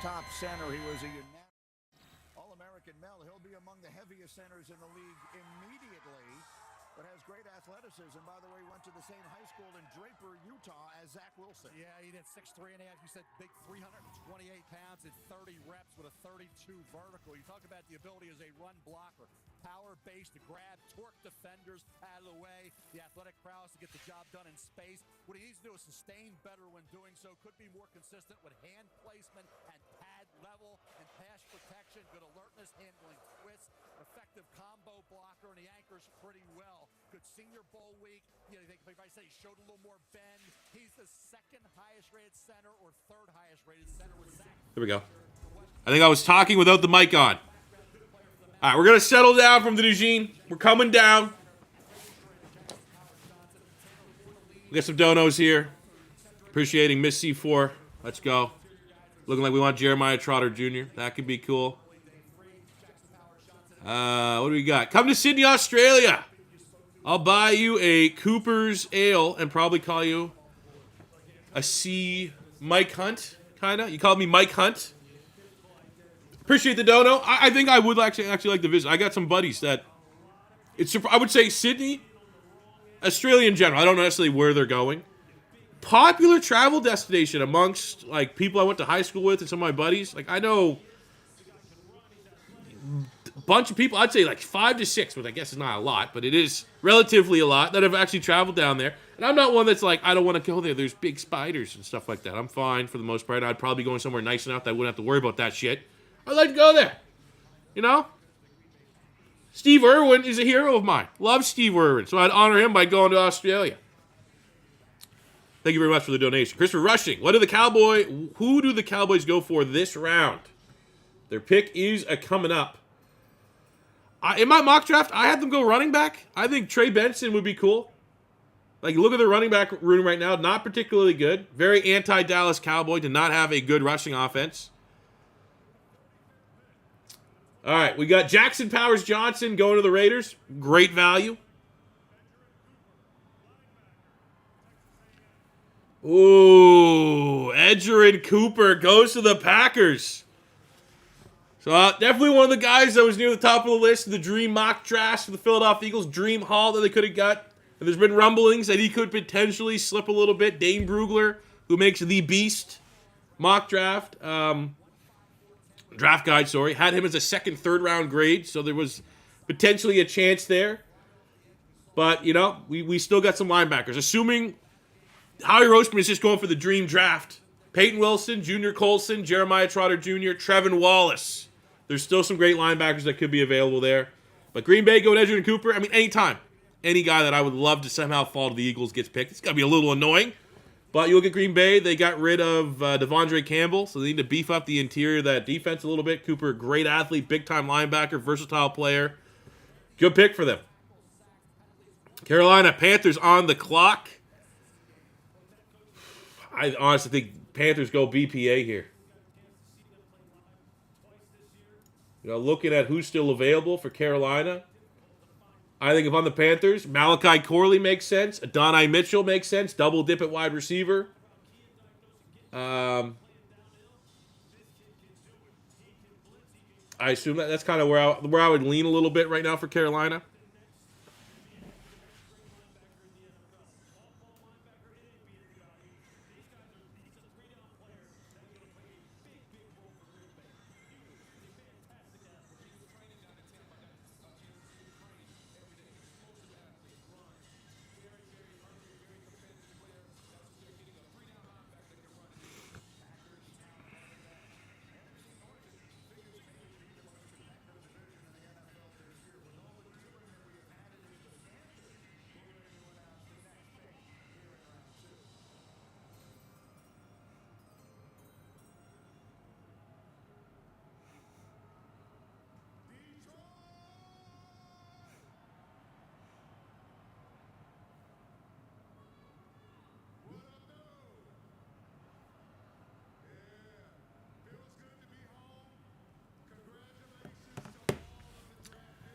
Just get off work and tuned in to see the DeJean pick, and I mean, what a pick, man.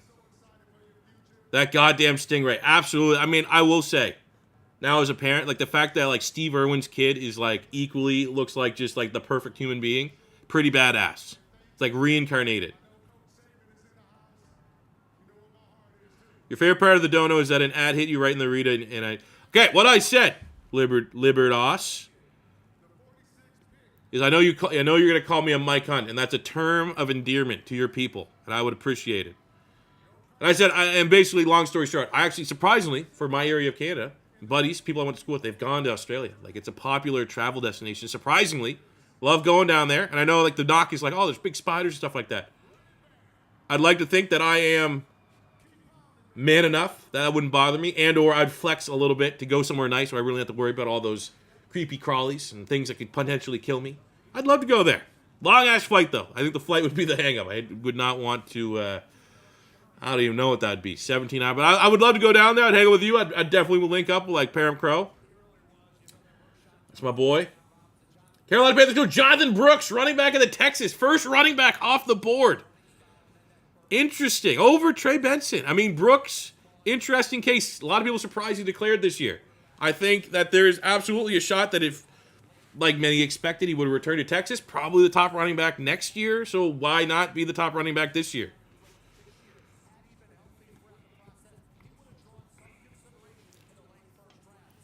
Come to Balgoni. I'll get you a sick bed and I'll light fires with fire as usual.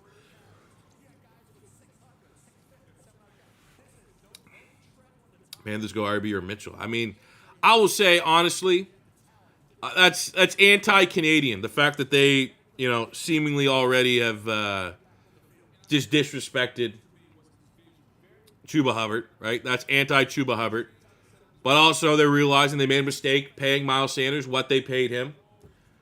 Not a bad pick. I think I would have gone doubled up at wide receiver and just gone all in there to continue just to force feed Bryce Young weapons. But Jonathan Brooks is technically and definitely will be a weapon, especially if he is the missing piece to their running game, which was very inconsistent last year. Giants are on the clock, so who is coming to the NFC East? They got Malik Neighbors in the first round. Annoying pick, I'll be honest. I said earlier that was like the one pick that bothered me of all the first rounders. Like, oh, great, Eagles got to deal with that now. So, it is what it is, man.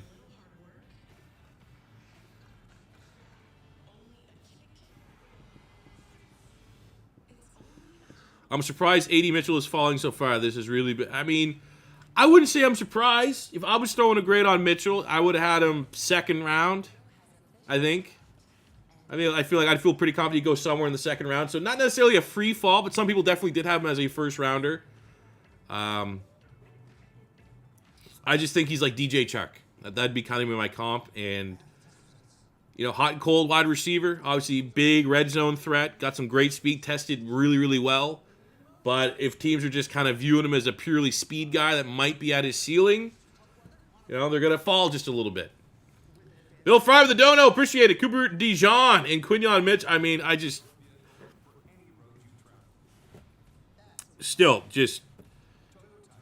is there a better pick? Like, could the Eagles have done any better with... I don't know. I don't know how there could have been a better draft, honestly. They got their guy. Semantic side of, like, who do you like, Terrion Arnold or Keon Mitchell, right? That's a debate. That's an argument. Both great players. But the fact of the matter is, Philly got the guy that they graded out as the top corner. They got him. And then they got the guy everyone else wanted in Cooper DeJean. They found a way to make it happen. Annoyed that we don't have 2 second-round picks, but you got to crack a couple eggs and make an omelet. And Howie Roseman has made a fucking phenomenal draft omelet. Now, will this mean one of the Carolina backs will be on the trade block? I'm going to assume so. I think they definitely would be like, hey, anyone want to take Miles Sanders' ugly contract off the books? But, I don't know, maybe Chuba Hubbard's maybe more tradable if they wanted to do that.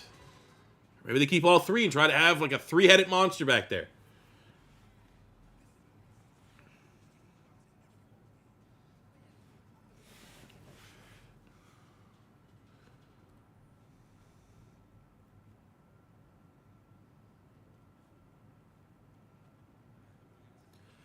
Now the real question is, my buddy just texted me: Is it Cooper?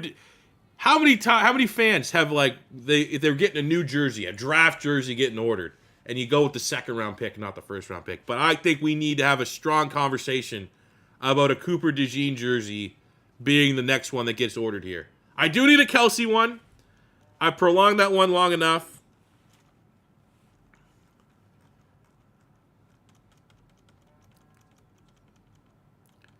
No bias aside, Keon Coleman has more upside than Mitchell. I think that's certainly not a hot take.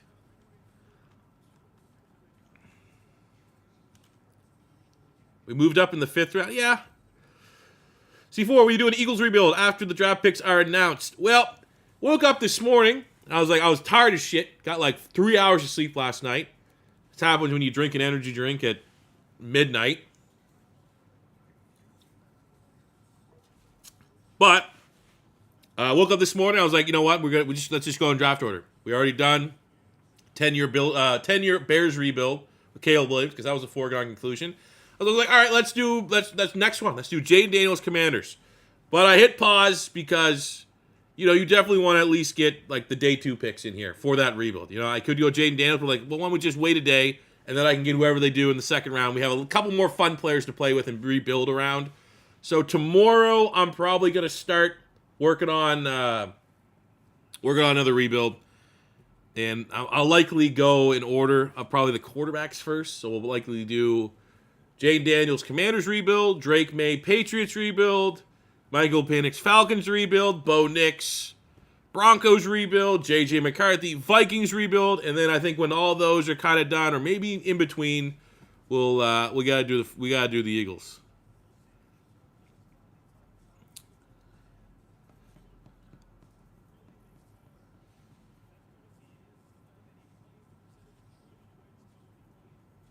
I don't live in Philly. I do not. I've been to Philly a couple times. Really need to go back. I'm going to be honest. Canadian dollar is hurting, which is really good for, my not necessarily thriving YouTube channel. Luckily, the Canadian dollar is so bad, I get paid in American. Helps kind of offset the down periods here. But I do really want to go to Philly. My son is 7 years old, so he's at that age now. Like, he's not super into football, but like he's more into it than and I think he'd appreciate a trip more. Like that was the whole thing. He's like I got to take my son to an Eagles game. Got to take him to the link. We'll get nice seats, all that stuff. But I want to do it when he'd appreciate it. I don't just want him to kind of like go through the motions and not really remember it. So I'm thinking he's getting pretty close. And clearly the Eagles are in a Super Bowl window. I would love to go next year. The Brazil game would be kind of weird. I think I'd rather go to Philly. But just because I've been there before, I know my way around Center City enough. I can, SEPTA, the subways and all that shit. I can use it. But the Canadian dollar, man, like a trip to, like it's one of those things. Like I assume in America, let's just say you're an Eagles fan that lives in Boston. I think like going to a flight, hotel, Eagles tickets, you could probably get that done in for like $1,000. And get nice everything, nice flight, direct flight, decent hotel, lower bowl tickets. I priced out last year, and that's when the Canadian dollar was even slightly better. There was no way, and I'm not gonna, I'd like to think of myself as a somewhat respectable, I'm not slumming it. I'm not trying to cut corners on a trip like this. I want to make it a nice trip. Me and my kid would probably take the whole family. So like a nice, not necessarily excessive, but like a legitimate. Let's go get like a decent, like a good hotel, not great but a good, like a 4-star, lower bowl tickets. Direct flight because you don't want all that layovers and shit with the kids. It was like we were talking almost $4,000, and it's just like Jesus Christ, man, brutal. Like last time I went, it was stupid when I told people. Like last time I went to, it was Eagles Dolphins. Eagles lost. Every game I've been to for the Eagles, their starting quarterback has got hurt. First game I went to the Eagles, Nick Foles got hurt, and we saw Matt Barkley came in against the Dallas Cowboys, threw 4 picks. I sat in the nosebleeds. Those people were savages. Not doing that again. I'm pretty sure almost everybody in my section was a drug addict. So then the second game, a couple years later, I went and we got good seats on the 50 lower bowl against the Dolphins. And this was when Dan Campbell was an interim coach. And in this game, Sam Bradford, I think, got hurt. And then basically it was Mark Sanchez played this game. And he kind of kept it close, but ultimately lost. So I'm 0-2 going to see the Eagles. But at that time, that was still... $2,000 to go see. And I mean, it's, you got to pay a little bit of money here, but I don't know. Long way of saying, I really do want to go back to Philly. Eagles are good right now. Like, this is when you want to see them. The longer you wait, the longer, much like a Super Bowl window, you want to go while they're good. But man, oh man, it's a lot of money. But you know what? If the channel all I got to say is the channel pops off, we're going. And I'm vlogging the goddamn thing. So we need that big year. We're gearing up with college football, new Madden. If we have a big year, absolutely I'm going to an Eagles game this year. Triple, how do you set up rebuilds? Do you live roster or do you another way? Basically, I do it myself. I will say to pull the veil back a little bit for rebuilds, I don't do every team. I just do the team that I'm rebuilding. So I will literally, like, if I'm doing a Commanders rebuild, I'll literally look at all the transactions the Commanders did. I'll get the same contract, same cuts, same signing, same draft picks, but I don't do it for any other team. All right, look at a couple picks. Giants get Tyler Nubin, safety from Minnesota. Definitely in the conversation for the top safety in this year's draft. And then he had a god-awful pro day. Like, he has like a 2 RAS. But good player. Not a good athlete, but good player, so it could work out. Jags get Mason Smith, high ceiling D tackle from LSU. That's pretty much all I can say. High ceiling. Kind of is what it is. I don't know if I love that pick, but I do think going on the interior of that defensive line was an area of need that they needed to go upgrade for the Jags. Bill Fry, I live in Philly. If you want one from the Mitchell and Ness or from the Stadium store, let me know. I'll show you something cool. I've already taken that offer up from somebody.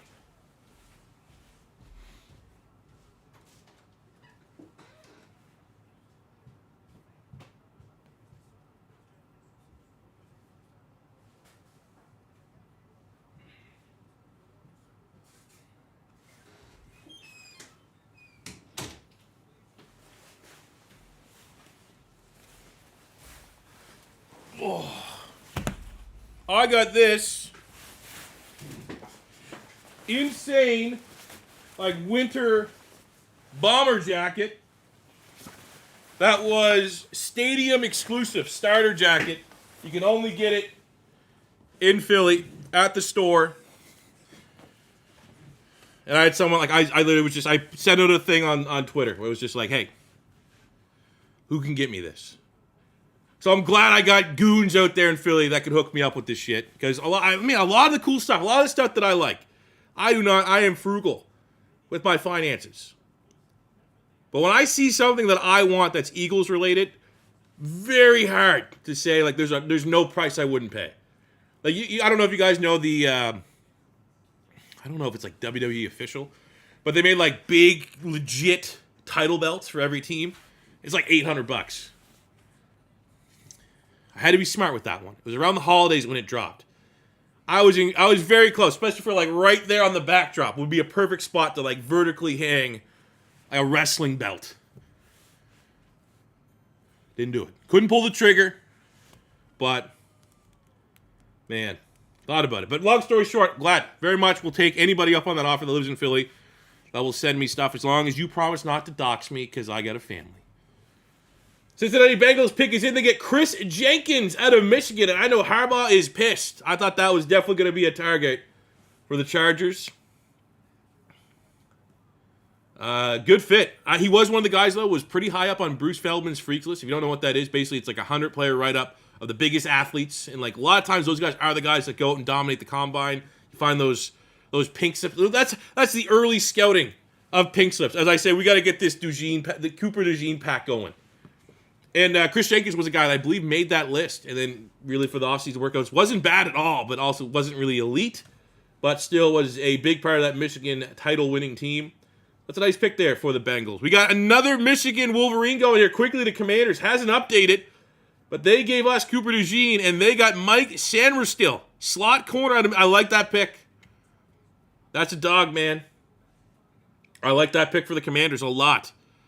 Like, if Philly needed a slot corner, you would have been hearing me a lot saying that Sanderstill would be one of my top targets potentially. Obviously, DeJean can potentially play in that slot. I'd have him over them.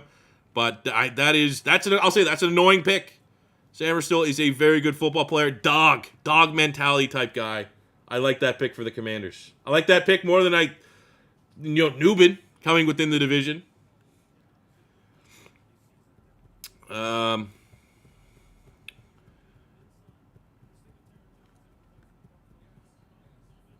How close were you going to WrestleMania? I considered that was about it. I considered it.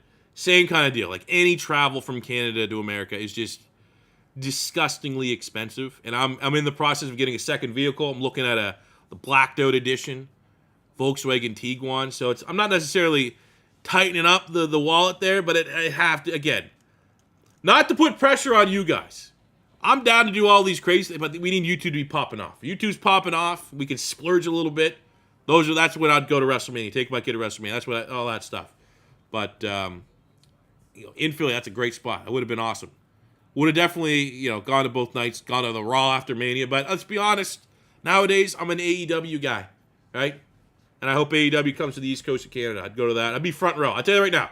AEW ever came to my city or in my vicinity, you would see me on TV front row. I would get those tickets. Sheldon, bro, I'm debating throwing $4,000 at a PC builder. I can't imagine a trip for a couple. Yeah, exactly, dude. It's disgusting. And I'm in the parent mode where it's like a trip like that, great memories, once in a lifetime. $4,000, we go to Philly. My kids always remember it. You know what else? $4,000. That's college fun. That's braces someday. Like all these other different things. It's just tough to throw there. Who's going to be my first college rebuild? Now, the college rebuild is, probably Florida. Let's be honest. It's got to be the Gators. Not too hard, but also have failed enough recently that they need the rebuild. I think there's going to be a challenge there. You go in Kansas, man. Jayhawks. Jayhawks have won me a lot of money in college football. Jason Bean. They've had two weird quarterbacks. Jalen Daniels, I think, is their QB. I like Kansas, man. Kansas is a team that you bet as money line underdogs, and they will come through for you consistently. Bill, you got your father that Eagles belt. Have you had your hands on it? It's heavy, right? It's like a real belt, not cheap. Obviously, it's not like a novelty belt, like when you get those little plastic ones in the store. I got an NWO big gold one that I use for when we play beer pong.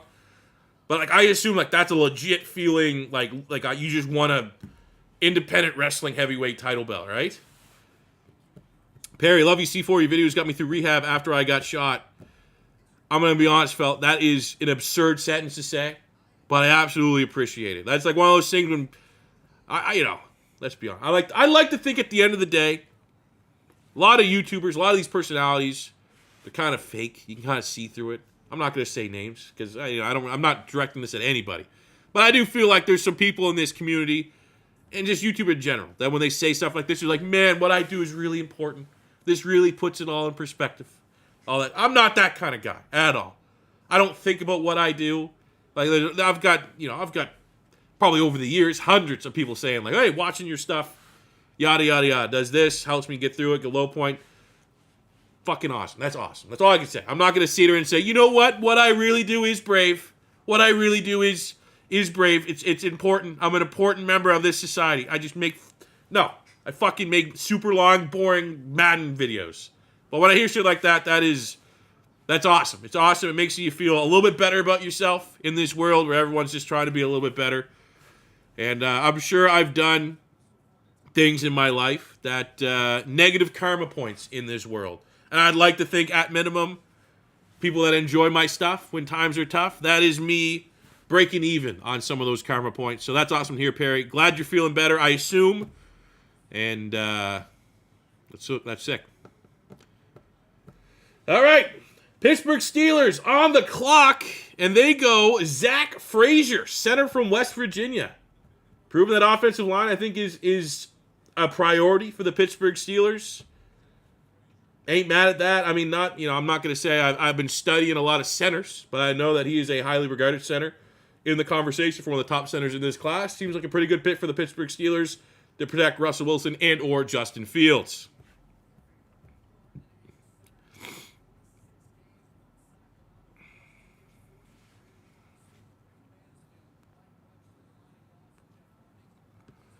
Weatherman is taking over the draft broadcast, so the family has you. Okay, Jake, I am going to try not to cuss. That's all I can. That's all I'm going to try and be professional. You know what I will say, though, and I tweeted it last night. I'm not a Pat McAfee, a polarizing person, right? I will say my opinion on Pat McAfee is I like him in doses. I don't think I could sit there and watch a full podcast. I feel like he's a little too much. But I'm a guy that thoroughly will enjoy seeing clips of his podcast and stuff like that. But he has Ty Schmidt, I think is his name. He's doing Mad Mel.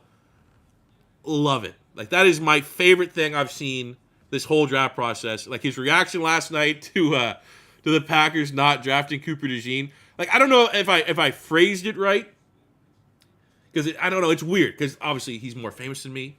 And for me to like even compare myself to him, I don't know what the word would be, but it feels like it's almost funny and super egotistical to even be like, if that was me, it's different levels of this. You can't really compare yourself. You can't compare up. But my point being is that the way that he reacts during this is like, that's like 100% if I was allowed to swear, like that's what I would be like if I was on TV. If somehow, somewhere, someone saw me reacting to the draft and said, this guy needs to go on TV. This guy needs whatever. Like, that is what I would do. And the fact that that exists, that there is someone at that level on ESPN that literally, when, I'm going to swear for a sec, like, Cooper DeJean didn't get picked, he goes like, fuck, like Bill Belichick, like 2 seats over. This guy's cosplaying as Mad Mel Kiper, and he's just throwing F-bombs and reacting the same way that I react. It was cool. I don't know what the word, I'm very envious, and the fact that there apparently is a market for that type of personality in this space, which I think I'm very similar to that. It's cool. For whatever that means. It doesn't really mean anything. But I really like that. So anyone tuning into this stream, I hope you get a little bit of that. Do you think we'll get full customization with the college football game, like Uni Stadium or everything, or no? I hope so. I mean, I've always even said that to Madden. Even though Madden took a couple steps forward to the relocation process this year, at any turn that you can have more customization. All customization options need to be there. Like, whatever people that are able to go in on PC and mod Madden, and they can literally just take anything out, change anything, like, that should just be in the game mechanics. So I hope so in college football. Or at worst, give us, like, a fully fledged team builder. If they're going to do a team builder, which it seems like they are, I don't have any insider knowledge. I will say, I'm getting a little worried. I would love to be put in a spot where there's an opportunity for me to get some early access and all that stuff to get right on the tip of the hype of this new college game. I think that would help my channel a lot, honestly. But I think they really need full-on team builder. You can't have team builder and have it be worse than what the team builder was in 14 and NCAA football 14. So hopefully we get something like that where it's heavily customizable. Sheldon, Florida is going to be a challenge to the schedule. Yeah, it's going to be a very tough rebuild. And I think it's going to be fun because it's my Gators. And we got DJ Lagway, who's one of the best college football freshman quarterbacks. It's going to be insane. It's going to be fun. We got the Colts pick. I know Tim in the chat, the mod, is a Colts fan. That's who you're getting. With the 52nd pick in the 2024 NFL Draft, the Indianapolis Colts select Adonai Mitchell. Adonai Mitchell. Hey, got to feel good about that. The free fall has ended. Going getting a weapon for Anthony Richardson. Talked about that in the first round when they were sitting there at pick 15. That I could see them go Xavier Worthy. I could see them go before he went off the board. Brock Bowers was looking like that could be in play. I think going wide out, you got to feel pretty damn good about that pick. Mitchell was a guy that was projected to potentially go in the first round, and the Colts get him at pick 52. The value is certainly there. What he brings to that offense, height, weight, speed on the outside. You got Josh Downs who can play in the slot. You got your big body jump ball guy, Michael Pittman. Offense looking pretty damn good to the Colts. The O-line's great. I will say, as a Gator fan, I will say as an outsider looking in, I would still be very worried about the durability of Anthony Richardson. The fact that he went down the way he did in his rookie season for the Colts, the fact that that was also, like, he was always limping for the Gators, just his play style. And is he ever going to be a guy that refines his play style to prioritize availability? Because what makes him such a great player, what makes him such an electrifying playmaker is the same thing that's going to put him at injury risk. I think I'd be a little worried about it. But I think Colts are going to be legit next year. Well, everyone's kind of getting ready to crown the Houston Texans.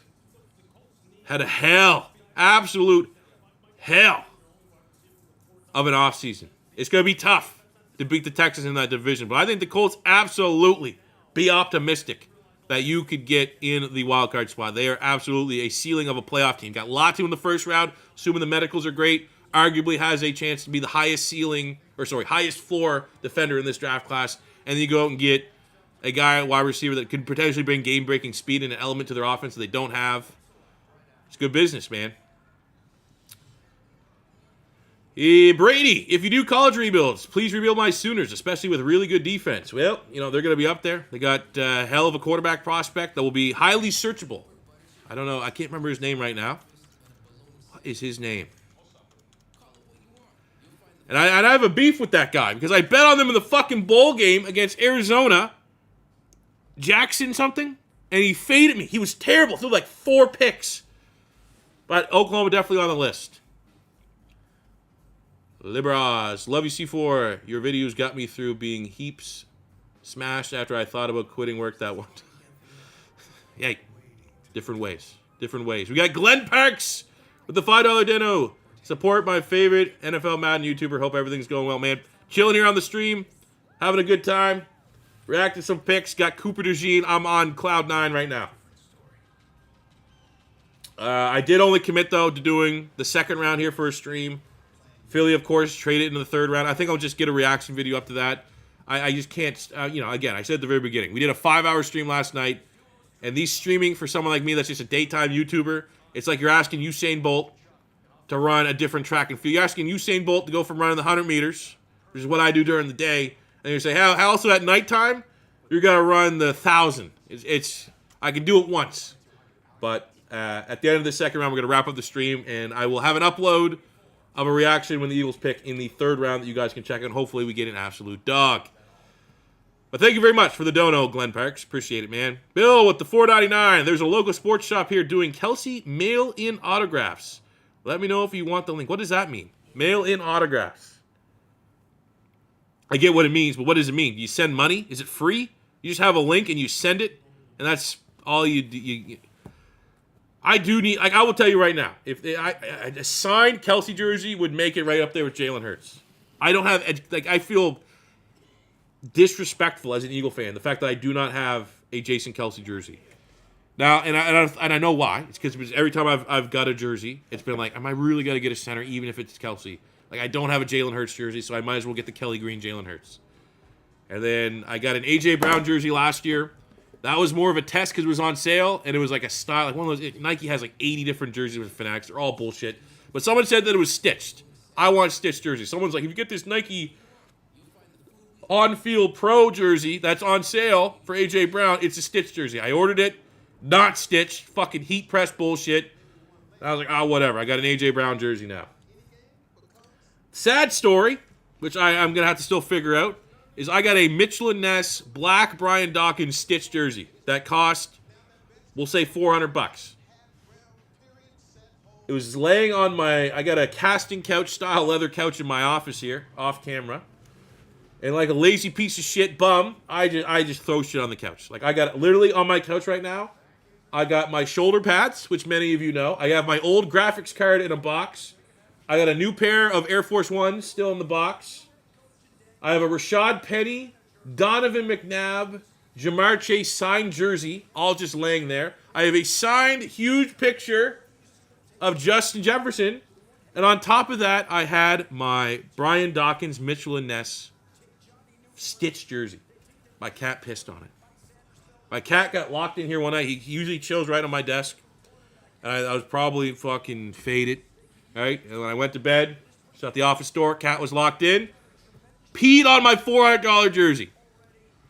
Cat piss is a tough smell. I've had cats my whole life. Tough smell to get rid of.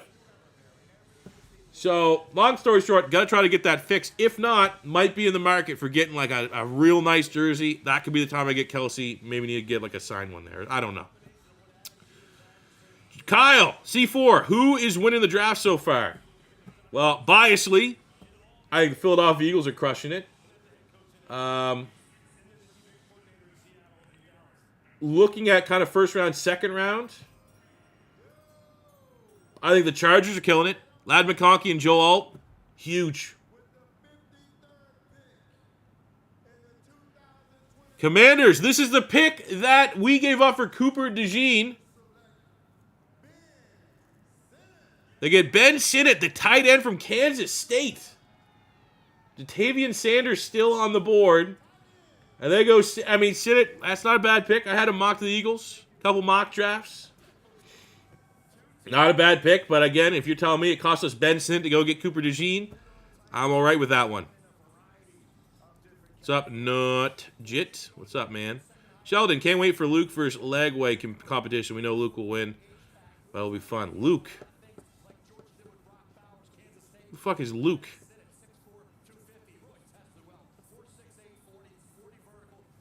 Luke? You mean Graham Mertz? Colts have had a sick draft. Yep, Adonai Mitchell, Latu, not bad at all. Like, certainly in that conversation for the best draft. Crazy Tyler, hi C4. If you could redo the Eagles draft at this point, what would you change? Nothing. Absolutely nothing. I will say, if he went Terry and Arnold instead of Quinion Mitchell, I do feel like I might have less anxiety about that pick. Because Terry and Arnold, Alabama, you feel a little more confident about that transition to the NFL. But Quinion Mitchell easily could be the best DB from this year's draft class. 6'2", 200 pounds, 4.33, S-tier production, best production of any corner in this year's draft class. And then the level of competition, Toledo, little risky for a first round. Toledo corner, are you kidding me? But went to the Senior Bowl, best of the best of this draft class, dominated. Was one of the best players at the Senior Bowl. And then I saw a clip last night. Nick Saban, I don't know the broadcast, ESPN maybe.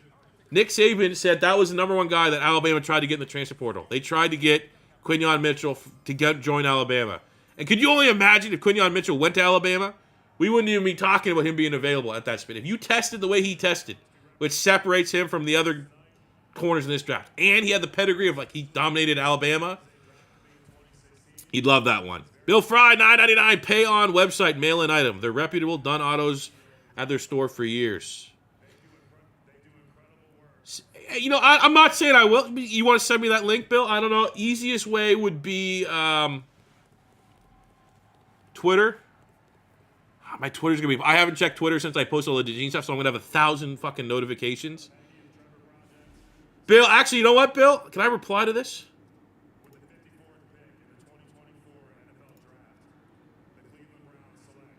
Okay, Bill, I'm going to spell it up for you. I know you probably this. C4 on YT at gmail.com. C4 on YouTube. C4 on YT at gmail.com. That is like my work email. If you want to send me the link there, just because I might forget it and it might get lost in all the notifications on Twitter, I definitely would like to check that out. Just to even see, you know, if it looks good. Sheldon. Luke Croman-Hulk, Florida State quarterback commit. I'm not going to lie, no idea who that is. I will say, that is like one area of my football bubble that I am not as up on. I feel like maybe it's just, you know, American things are bigger. Like, it's called high school football is way bigger in America than it is here. But not super, super in touch with the recruiting. So, I mean, that guy there could be a 5. I couldn't tell if he's a 5-star or 3-star. But, hey, that would be a hell of a rival, man. Florida State and the Gators both trying to work their way back up at the same time. Bryce, what do you think about Braden Fisk? Well, Braden Fisk, I would say the cost is absurd. I would not have traded basically a second-round pick to go get Braden Fisk. But was a dog. It was a transfer, right? Transfer to Florida State. Put up some big-time numbers. Very good. You know, I think at times for Florida State, he would stand out more than Jared Verse did on that defensive front, which is very impressive. And then after he tested the way that he tested the combine, you know, his stock just absolutely skyrocketed. So I don't think it's a bad pick. I think it's a tough landing spot for a rookie because you know immediately they're going to be like, all right, well, you're here because we lost Aaron Donald, so we're not going to directly say that you are our Aaron Donald replacement and successor, but you kind of are, and that is ridiculous standard, a ridiculous expectations, if you will.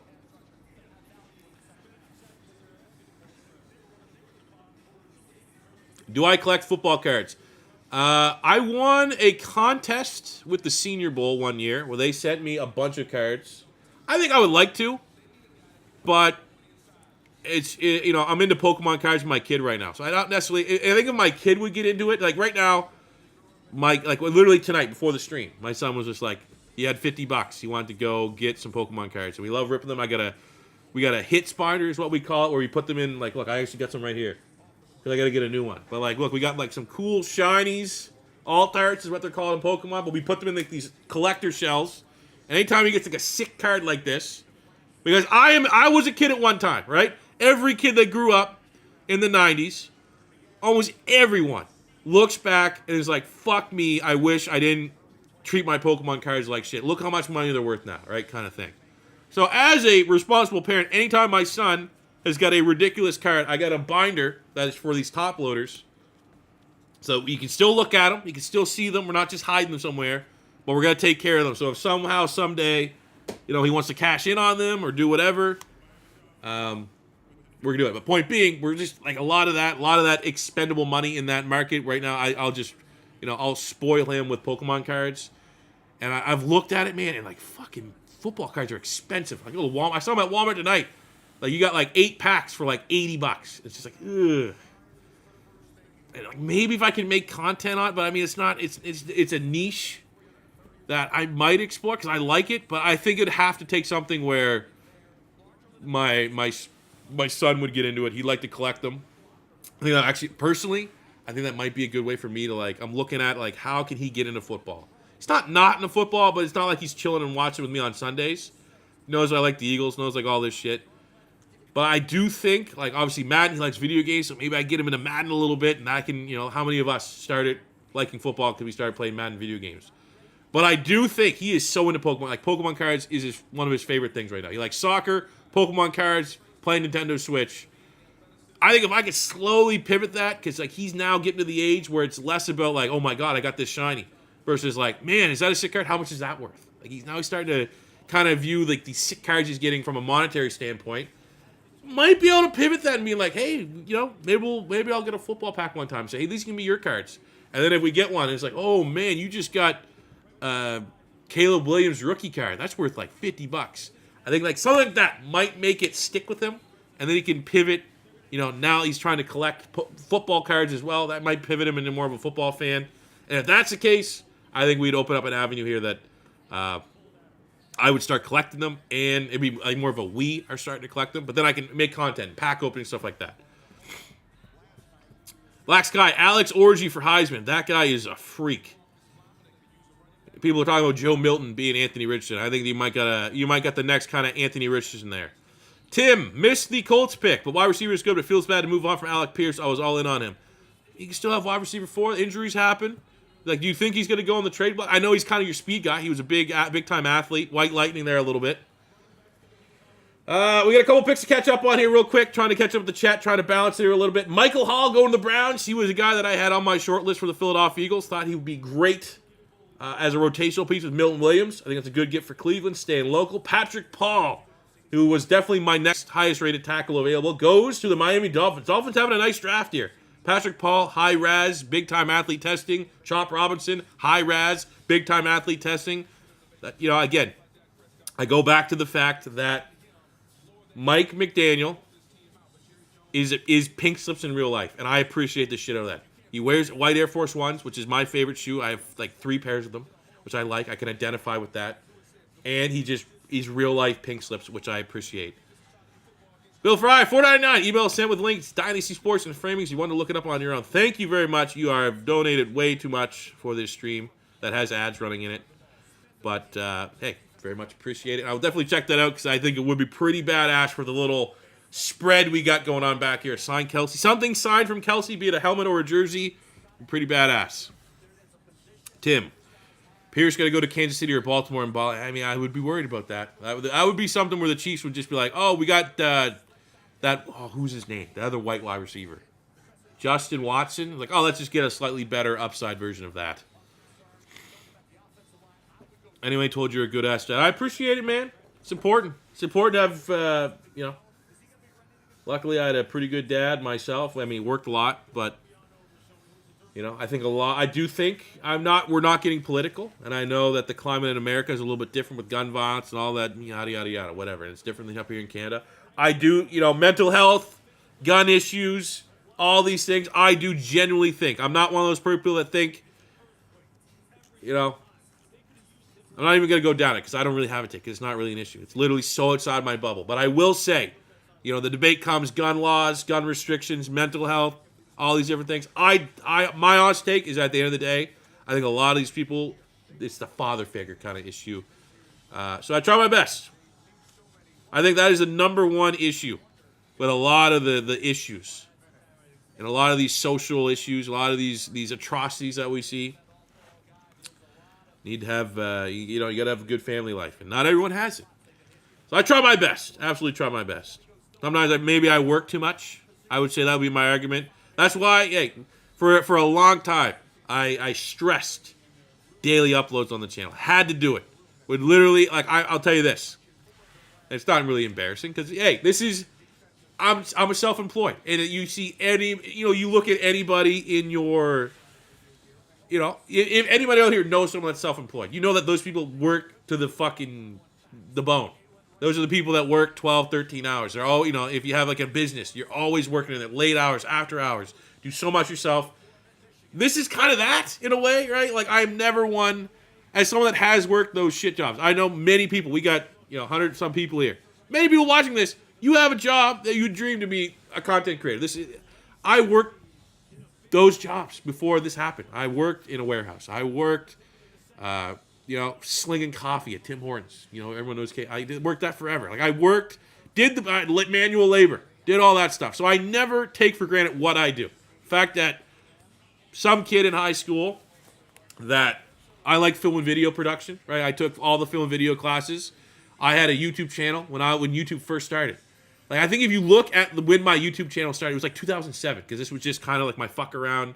I'm in high school. We made like jackass type videos because I was like all that stuff. I've always kind of been into YouTube, and the fact that this is my job, it's an absolute luxury, and I'm never going to be a person that says my job. It's hard. If people come at you like YouTuber it's not a real job, I will say fucking no, it's not. You know how much I work to like make this work and keep things afloat, and how risky this is. At any moment, it could go away. So I got to bust my ass to make it work. But I will say that the fact that this is my job is a dream job, absolute dream job. I love the fact that it's been 10 years, right? 10 years of me, working on this, and we're never stopping. We're always going. Like I said, it is very important to me. I understand how important this summer is going to be, because now you get a brand new football game. The hype, there's been no hype for Madden. There has been zero hype for Madden for the last 5-6 years. It's incredibly difficult to grow a channel when your video game is stagnant. And I think that there's truly going to be an opportunity this year, and I'm going to bust my ass to do it. But I will say, going back, the reason why we went this is good father. I think, with all that being said, there was a point in time that, Father 2, daily uploads, trying to just always be chasing the dragon of like, dude, like, what if I stop making daily uploads? I'm going to start losing subscribers. I'm going to start going backwards. And I was just missing things. Like, I remember literally when my son was getting born. Like, obviously, it's a very long process. You go in, it was like supper time. My son didn't come to like 4 in the morning, 4 in the morning. Literally that day, in the thing, while contraction stuff, I was literally just sitting there in a notepad, like, just working on YouTube video. Like, just, it is what it is. But, like, those are the things now that I reflect on in that grind of just, like, everything is just, I've taken a step back at that to be a good dad. I feel like there was a breaking point. I don't have an editor. That's something that, like, if I had an editor and stuff like that, they cost a lot of money, man. A lot of editors are like $1,000 a month on retainer. They'll edit all your videos. That's a lot of money, So it just became a point where, like, it felt like working too much. You're workaholic, self-employed, all these people working too much. I had to pull back. So that's why we don't get the daily uploads. You will, obviously, when everything picks back up again. But, like, for 3-4 years, this down period, post-Super Bowl to when the new Madden release, I was still doing daily uploads. It's just so much freaking work where it's like, you'd have my son will be like, I want to go play soccer. I want to go kick the soccer ball around. I was like, no, I got to work. And, like, it's every now and again, that's tough. That's a matter of life. I got to work. Got to keep the lights on. But it felt like when you do daily uploads, that's not just a one-time occurrence. There was multiple, like 3 days in a row. I want to go biking. I want to do that. And it was just like, buddy, I got to work. I got to fucking make a rebuild about the Jags signing a corner. It became a point where, like, that's the one thing kind of pushed back a little bit. But a long way away of this tangent, just saying. Trying my best here to be a great dad. And anyone out there, I know we got a lot of dad. I will say, I know my demographics, all right? I'd be popping off more on YouTube if I was more in tune with the kids. But I know my demographics. Got a lot of people that are getting to that point in time. You might be a father. Could be a young father already yourself. fucking, it's, bust your ass. No matter what you do, no matter how you spend your time outside of that, you gotta give it equal. You gotta equal effort. You gotta find that balance of whatever you want to do, whatever you're working on. That has to cap at 50% because you have to have at least 50% to do everything else. That would be my one suggestion. On that moment, get back to the fucking draft. Dallas Cowboys go Marshawn Kneeland, power rusher out of Western Michigan. Guy has one of the filthiest power rush, bull rush moves in this year's draft class. Tested well at the combine. I know he put up a big RAS score, but that was because he was like a 278, classified as a D tackle, but he put up pretty big numbers. It is a NFC East pick that we're talking about here. Not worried. I would say out of all the picks so far, Sanders still coming to the division. Probably the only one that I'm real worried about here so far in the second round. DeJean Newton was a great pick for the Commanders. Commanders had a lot of opportunities to improve their squad here. I will say that in the second round. But we're getting here to the nitty-gritty. The stream will end at the end of the second round, but I don't even know what I'm going to do. I'm probably just going to get a little bit faded and chill, relax a little bit. Sit back, check up, catch up on the socials and shit, but I will react, assuming Philly just picks in the third round. I will get that in as well. What do we got here?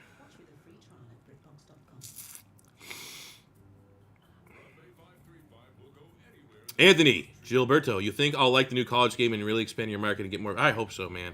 It's not so, I'm modest. I know there's a lot of people, a lot of young players, a lot of young people that come on the YouTube. They have gigantic goals, gigantic aspirations. And I'm not saying I don't want those things, but I'm very much like,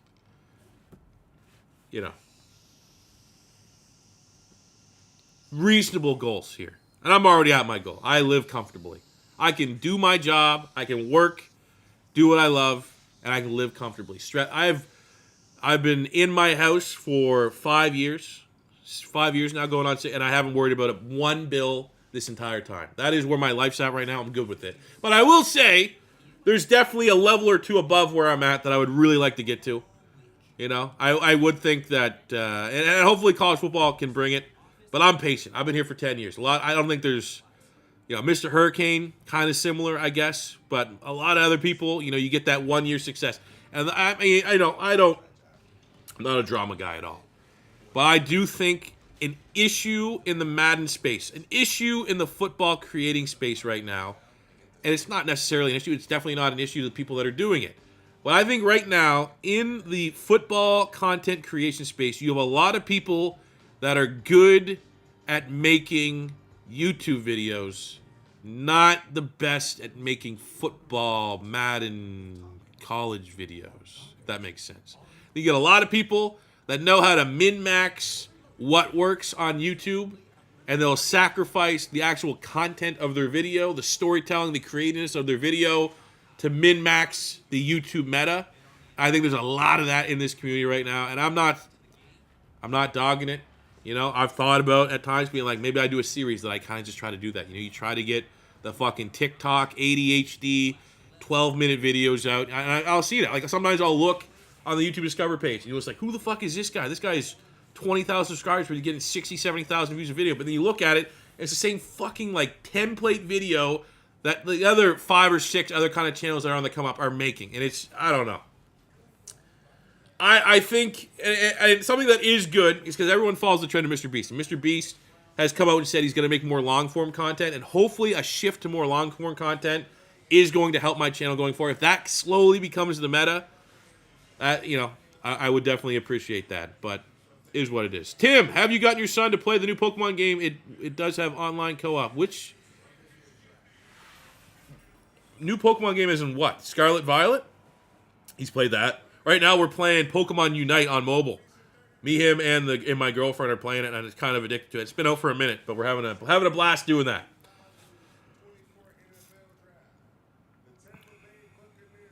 And I'll say, oh, we got here. Bucks pick is in. They go Chris Braswell, edge rusher out of Alabama. We've talked about Bruce Feldman's freaks list a little bit. He was another guy that was high up on that freaks list. I think he was the highest Alabama player on the freaks list. kind of underwhelming testing numbers. But I actually think I had that as my mock draft pick for the Bucs today, going Chris Braswell. Value is there. Athletic pass rusher, great first step. Production, 8 sacks last year in the SEC. I like that pick. But speaking of mobile games, I am playing the new Pokemon Unite. There is like a new 2K football game. I've been playing that, grinding that a little bit the last couple days. Little RNG-y for me. It's very similar to like a wrestling game. It's called WWE. I don't know. There's like a card wrestling game that I played a little bit back in the day. Very similar to that. It's pretty much a carbon copy paste of that. But if you don't know how this 2K football mobile game works, you call a play, and then like everything determines. Like it's sim. You're just kind of sitting there watching it. But like here's an example, and this is an example of the RNG. It'd be like, all right, I got to run the flea flicker. There's a challenge. Every game's kind of a challenge, and it'll be like the challenge. You got to score a passing touchdown. If you don't, you get an L on your record. And I don't like losing in anything. And it'd be like, all right, you got to run a flea flicker.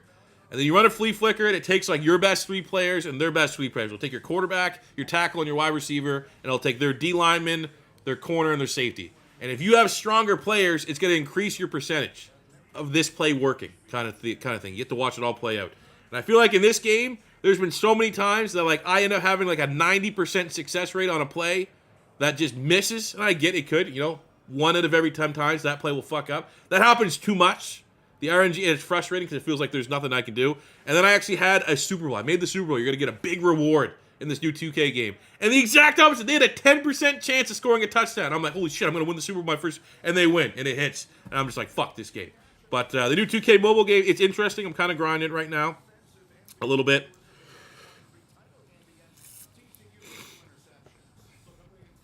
All right, catching up here on the chat. Biff Webster with the $5 dono. Apologize. It's probably been a couple minutes since you donate that, but we're getting into it. Might be silly, but don't upload this. Always gets a good kick out of me.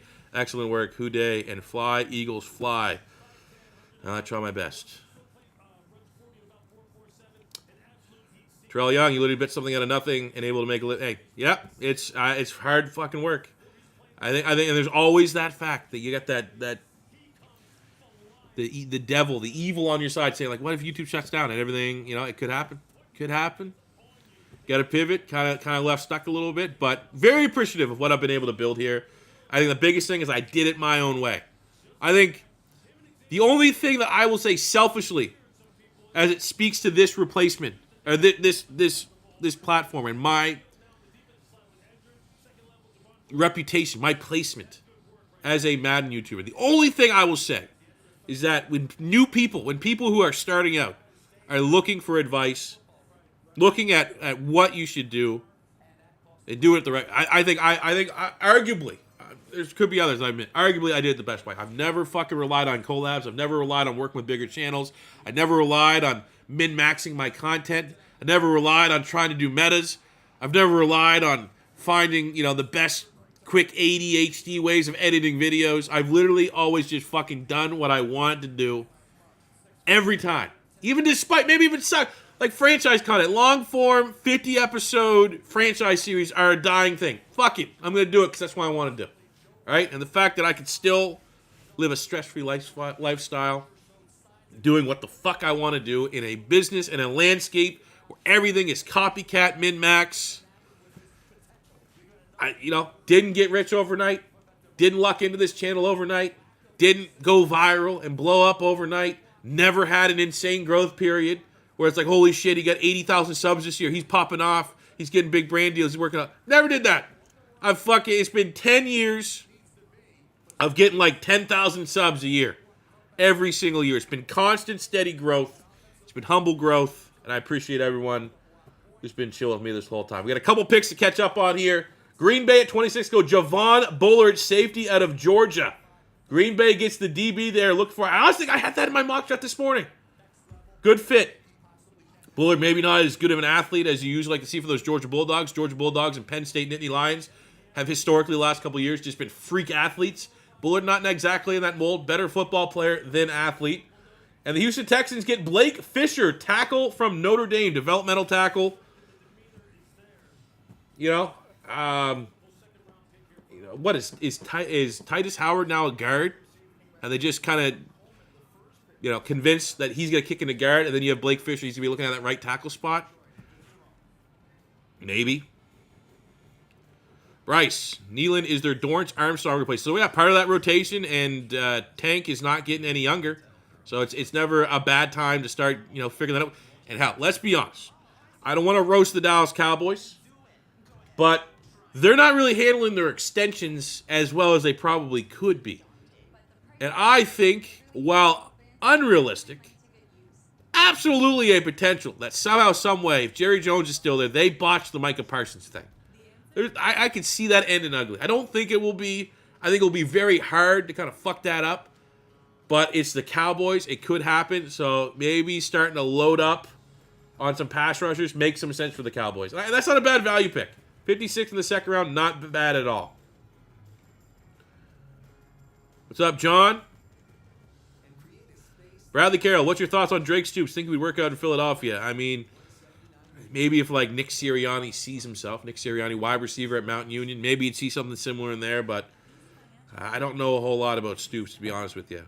Pat, C4, do you think it's at all possible we trade Bradbury? Even if we have to go eat some cap or add picks, I think he has to go. Do I think it's at all possible? Yeah, I think it could happen. Howie Roseman loves his trades.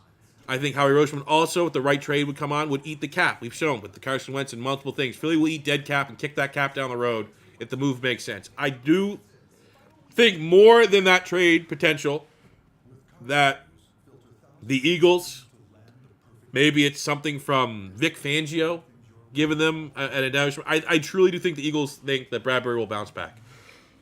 No, I don't think they're good. I don't know that for sure. But my take on the Bradbury situation is that they are gambling that he is going to not be the bullshit, garbage, awful, overpriced. What is that guy doing out there? He's getting picked on. Absolute liability player that he was last year. I think the Eagles think Vic Fangio is going to be able to salvage him. That's kind of where I'm going. Cameron Foss, AC4. My first video I saw of yours was Miami Dolphins Lamar Jackson rebuild. I love content since. Thanks for kicking ass. Have a bowl of salad. Got the salad here. That actually has just been heating and on heating, so it's probably burnt to a crisp right now. Well, that's what happens when you're live for over 2 hours. Getting wrapped up here. That was really my first video. That was cool, though. I will say, the history of my YouTube channel, I remember that is the first video that popped off, and that was the only time I ever subscribe watched. I remember me and my girlfriend would literally, I was living at my parents' house, and when that video came out, the week after that video came out, I literally would just be like, I'd hit refresh, and I'd have 200 more subscribers. It was insane. I hope we can get back to that point at some point.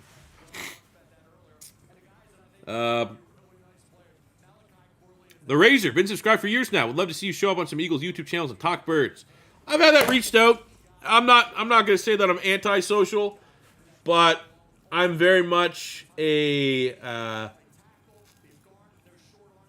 done collabs with Param Crow. That was a pain in the ass because he's fucking on the other side of the world. I've done collabs with Bengal, obviously. And I will say right now, there's been a dozen YouTube Eagle channels and stuff like that. Like, hey, can we have you on? Hey, we want to talk about stuff. It's not that I don't want to, but I'll be honest.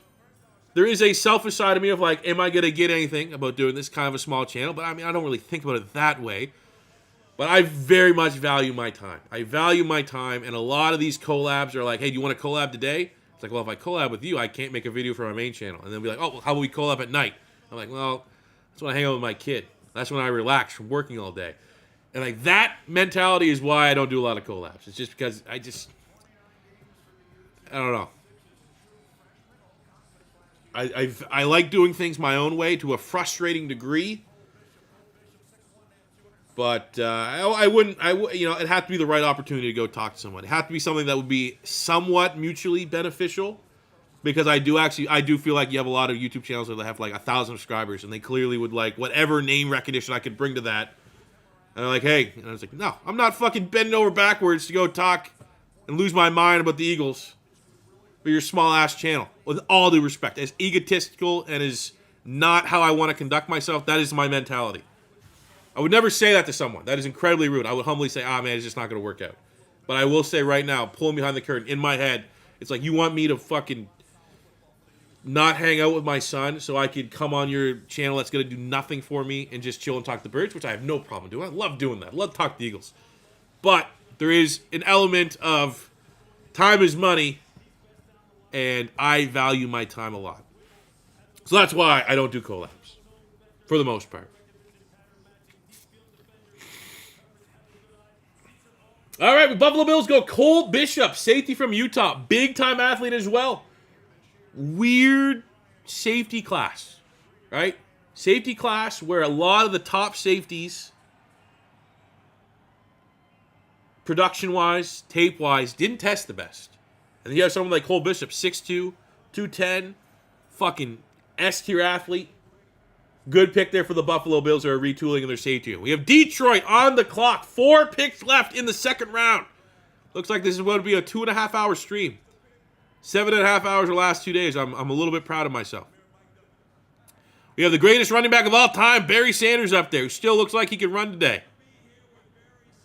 I've told the story that one of my very good friends moved to Oklahoma, and his now wife dated Barry Sanders' son in junior high.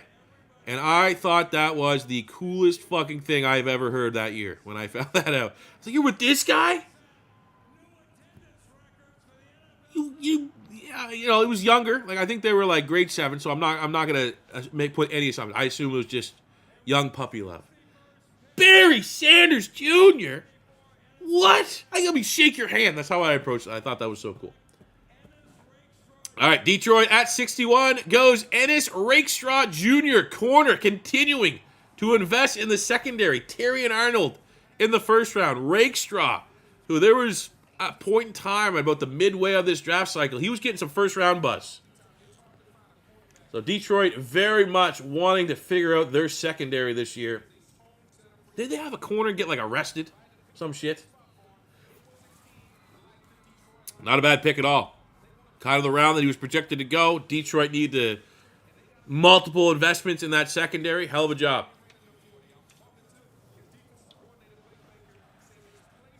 Anthony, when will you do an online fantasy franchise? I'll join for sure. That very much goes with the last question that I answered. Online franchises are so time-consuming, I have zero interest in ever doing them. There's been those YouTuber franchises that have popped up, been in them, never works. It's just, ideally, it'd be fucking perfect. Like my favorite comedian, Shane Gillis, Matt and Shane's Secret Podcast. Anything he's on, Shane Gillis is and I saw on a podcast him and Dan Soder, another comedian, are like, man, we got to get an NCAA dynasty. Like Shane Gillis, massive college football guy. I'd say that'd be my dream right now. If I could somehow, as the YouTube content creator, sneak my way into Shane Gillis's college football dynasty league, that's the only way I would do it. Reach out to him. I think that there is absolutely something there. I think Shane Gillis is one of the hottest names in all of media, comedy. And I think him making something like that would be S-tier content. And that'd be something that I would undertake. I would record. That'd be cool. But that's the only way I'd do a dynasty. Something like that. Cam Sutton, is that his name? Cam Sutton So he was gone. He was a starter, right? So you're seeing why Detroit is prioritizing the secondary. And getting Terry and Arnold and Ennis Rick. Did they have any other picks that I missed?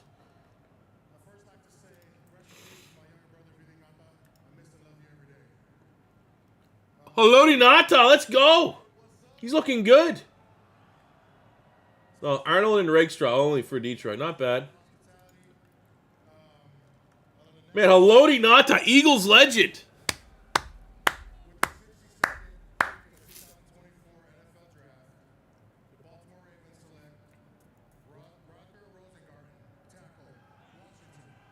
Ravens go Roger Rosengarten, tackle. Like it.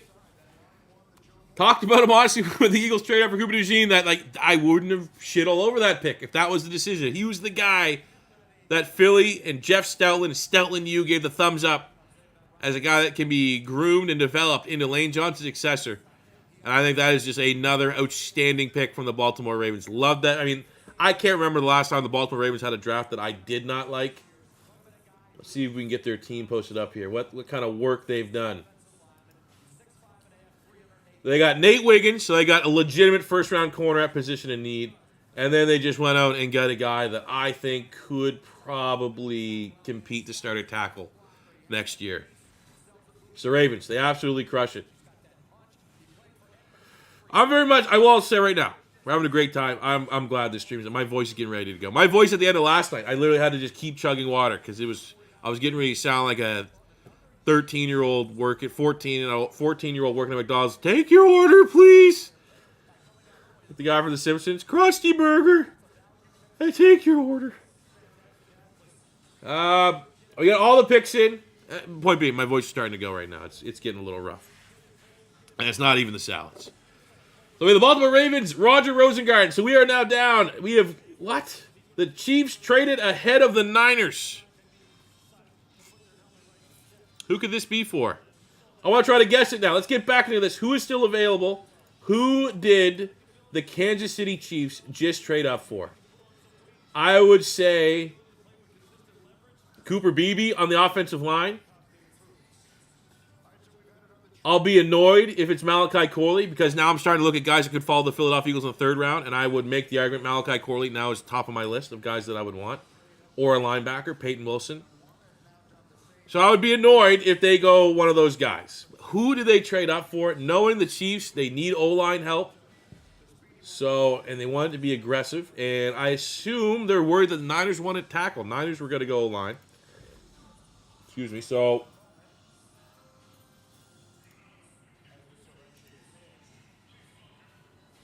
Suamadia would make sense. Cooper Beebe would make sense. Goddamn, why do you have the fucking OL there? Brandon Coleman would make sense. Jamal Charles, let's go. Man, I remember I found out Jamal Charles was in the Special Olympics, and that is insane. Imagine you are a parent of like a kid with a disability, and then you find out they're fucking going up against Jamal Charles. Oh, there goes Suamadia. Called it. Best, yep. Made sense. As soon as you would leapfrog the Niners, I think that's where you're like, they think the Niners wanted a tackle. And looking at the tackles available, Suamadia, high ceiling, developmental tackle. Another good pick for the Chiefs. Having a great draft. Having an exciting draft. So now we're with the Niners. I think I'm the Niners. I don't even, I think if, regardless of that wide receiver room, if they think Debo is the guy that's going out, you can get a like-for-like replacement in Malachi Corley. Even though you might want to not double up at wide receiver, going Pearsall in the first round. Maybe you want to get off that stylistically. I think Cooper Beebe. Niners should prioritize the offensive line. That's where I think I would go. But we got one last pick here. Pick is in for the 49ers. Kind of happy I called that one. It's been a minute. I haven't really been super in touch with the second round. I'm not going to lie. We got the Cooper DeJean pick kind of set this off the rails a little bit. Brain's been over. I haven't even checked Twitter since we made that trade. Made a couple posts.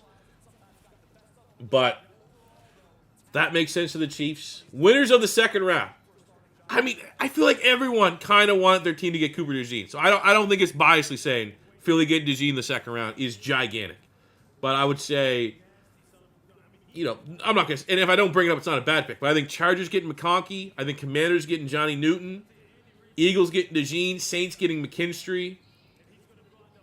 Raiders getting Powers Johnson is great value.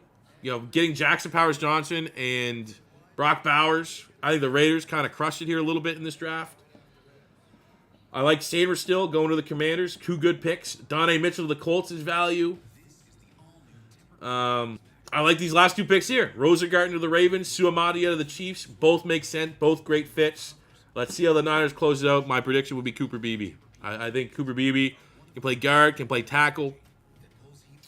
And we saw last year in the Super Bowl, a couple injuries on that 49ers O-line. I think they were kind of a weak link. I think the Niners O-line got exposed a little bit in that Super Bowl. Only at Sleep Country. Hurry, it's Tuesday.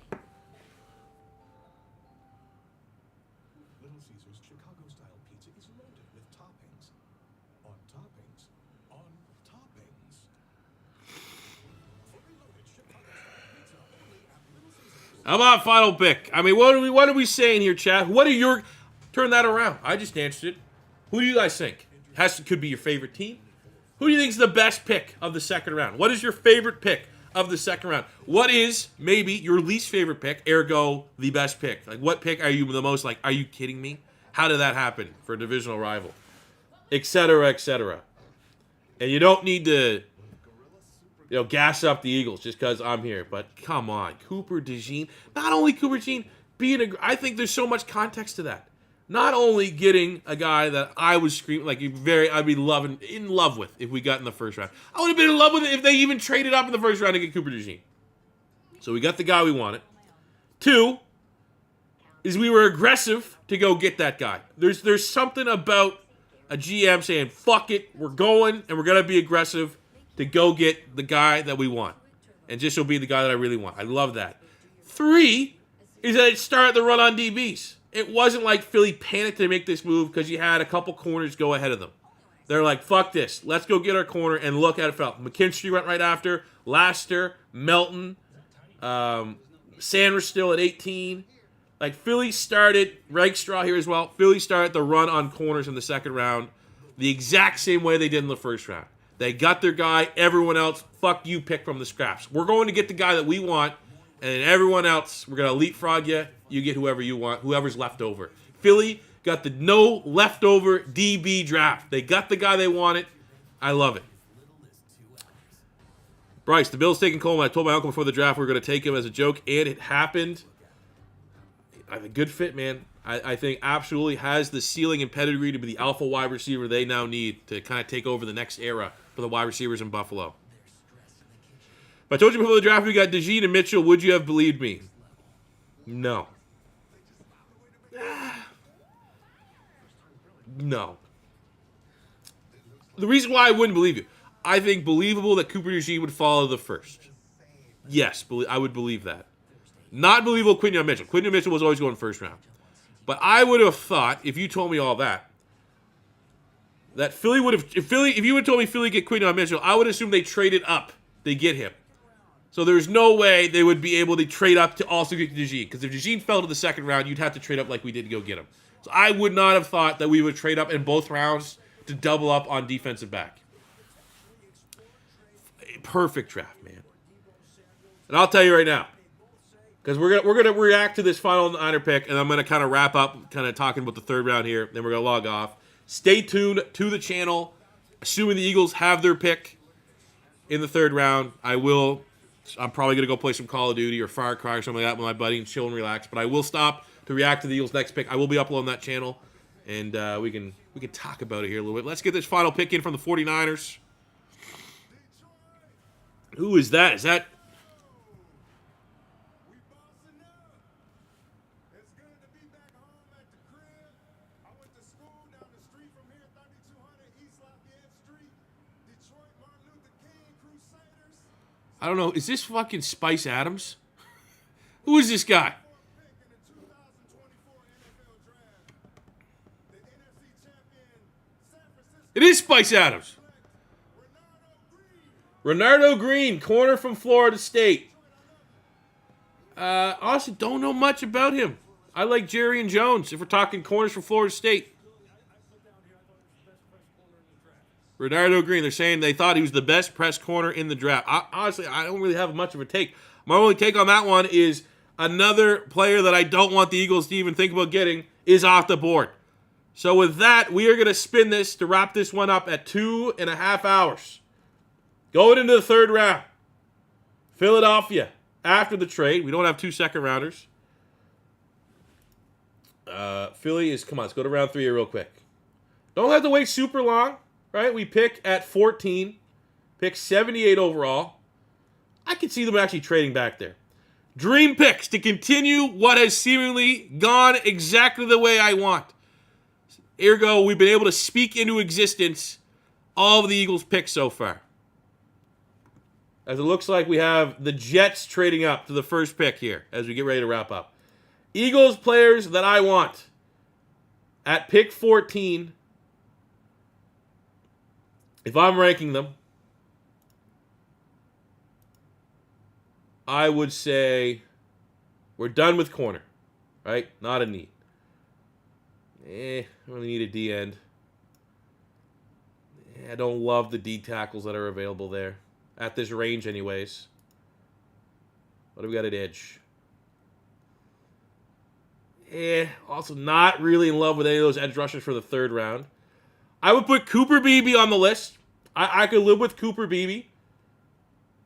Brandon Coleman, again, 9.9 RAS. Like one of the most athletic offensive linemen of all time. So that'd be a great candidate for Stout and you. I could live with that. Mahogany, the other guy Philly had in for a pre-draft visit. I could live with that. But I would say Cooper Beebe would be the name that I would stick with. Cooper Beebe in the third round. Peyton Wilson. Trevin Wallace. Junior Colson. I don't want to dog Jeremiah Trotter Jr., but I still think even the third round's a little bit of reach. I wouldn't despise it, I guess. But I'm not putting him on the list. But if we did go Jeremiah Trotter for the legacy pick, I would leave with it. But he's not making the dream shortlist as it stands right now. I don't love... Javon Foster, maybe a tackle. Don't love the tackles that are there. Honestly, if we go like Jalen Wright, Trey Benson to get another running back in that backfield, wouldn't hate the aggressiveness of that pick, even though I don't necessarily know if the value's there. But running backs, I like some of the running backs that are still there, but they're not making the list. I think we're fine at safety. Jaden Hicks, there's no way. We got Cooper DeJean. I'm not putting that on the list either. Malachi Corley. I'd be all right with Roman Wilson as well. But those would be the picks. Cooper Beebe, Malachi Corley, the linebackers, Peyton Wilson, Trevin Wallace, Junior Colson. That's the 5. And then if you're going to splurge and get a dog at running back, a Trey Benson at running back, to put that with Saquon, I can live with it. But that's kind of where I'm at. But that is my time, fellas. Thank you for tuning in to the second round reaction. I think it's all worth it because we got the Cooper DeJean. Everything in here. Appreciate it. Back-to-back 2 nights of streaming over 6 hours for a non-streamer like myself. I'm going to pat myself on the back, but it is time for me to go relax. And I will see you back here on the channel when the Eagles make that pick in the third round. So thank you guys very much for checking out. Thank you guys very much for hanging out. We got rebuilds coming to follow. It's going to start tomorrow, right? Kicking off the weekend. Got to start. I'm going to say Sunday. First rebuild might drop Sunday, maybe Monday. I got a bachelor party tomorrow. Diaper party. I don't know if you know what that is, but like one of my buddies having a kid, so we're going to a soccer game. Going out for a fancy supper. So I'm not going to have a lot of time to record that first rebuild, but it will be Jaden Daniels on the Commanders. I'll probably start it a little bit tomorrow. Maybe finish it Sunday. So I'd say Sunday, but likely Monday. We will have a brand new rebuild, but we want content. We will be reacting and posting reactions to all of the Philadelphia Eagles picks. So I will see you guys then. Thank you very much for the love and support. Had a fun stream tonight. Not as hyphy after the Cooper G, but we talked life. We talked YouTube. We talked a little bit more of a personal stream, a little bit more of a one-on-one. So I hope you guys... I didn't mess the vibe up too much. And, again, thanks for all the love and support. If it is your first time stop by on the stream, you like what you see, hit that subscribe button. If you've been here watching the stream, have yet to like the stream, I very much appreciate that as well.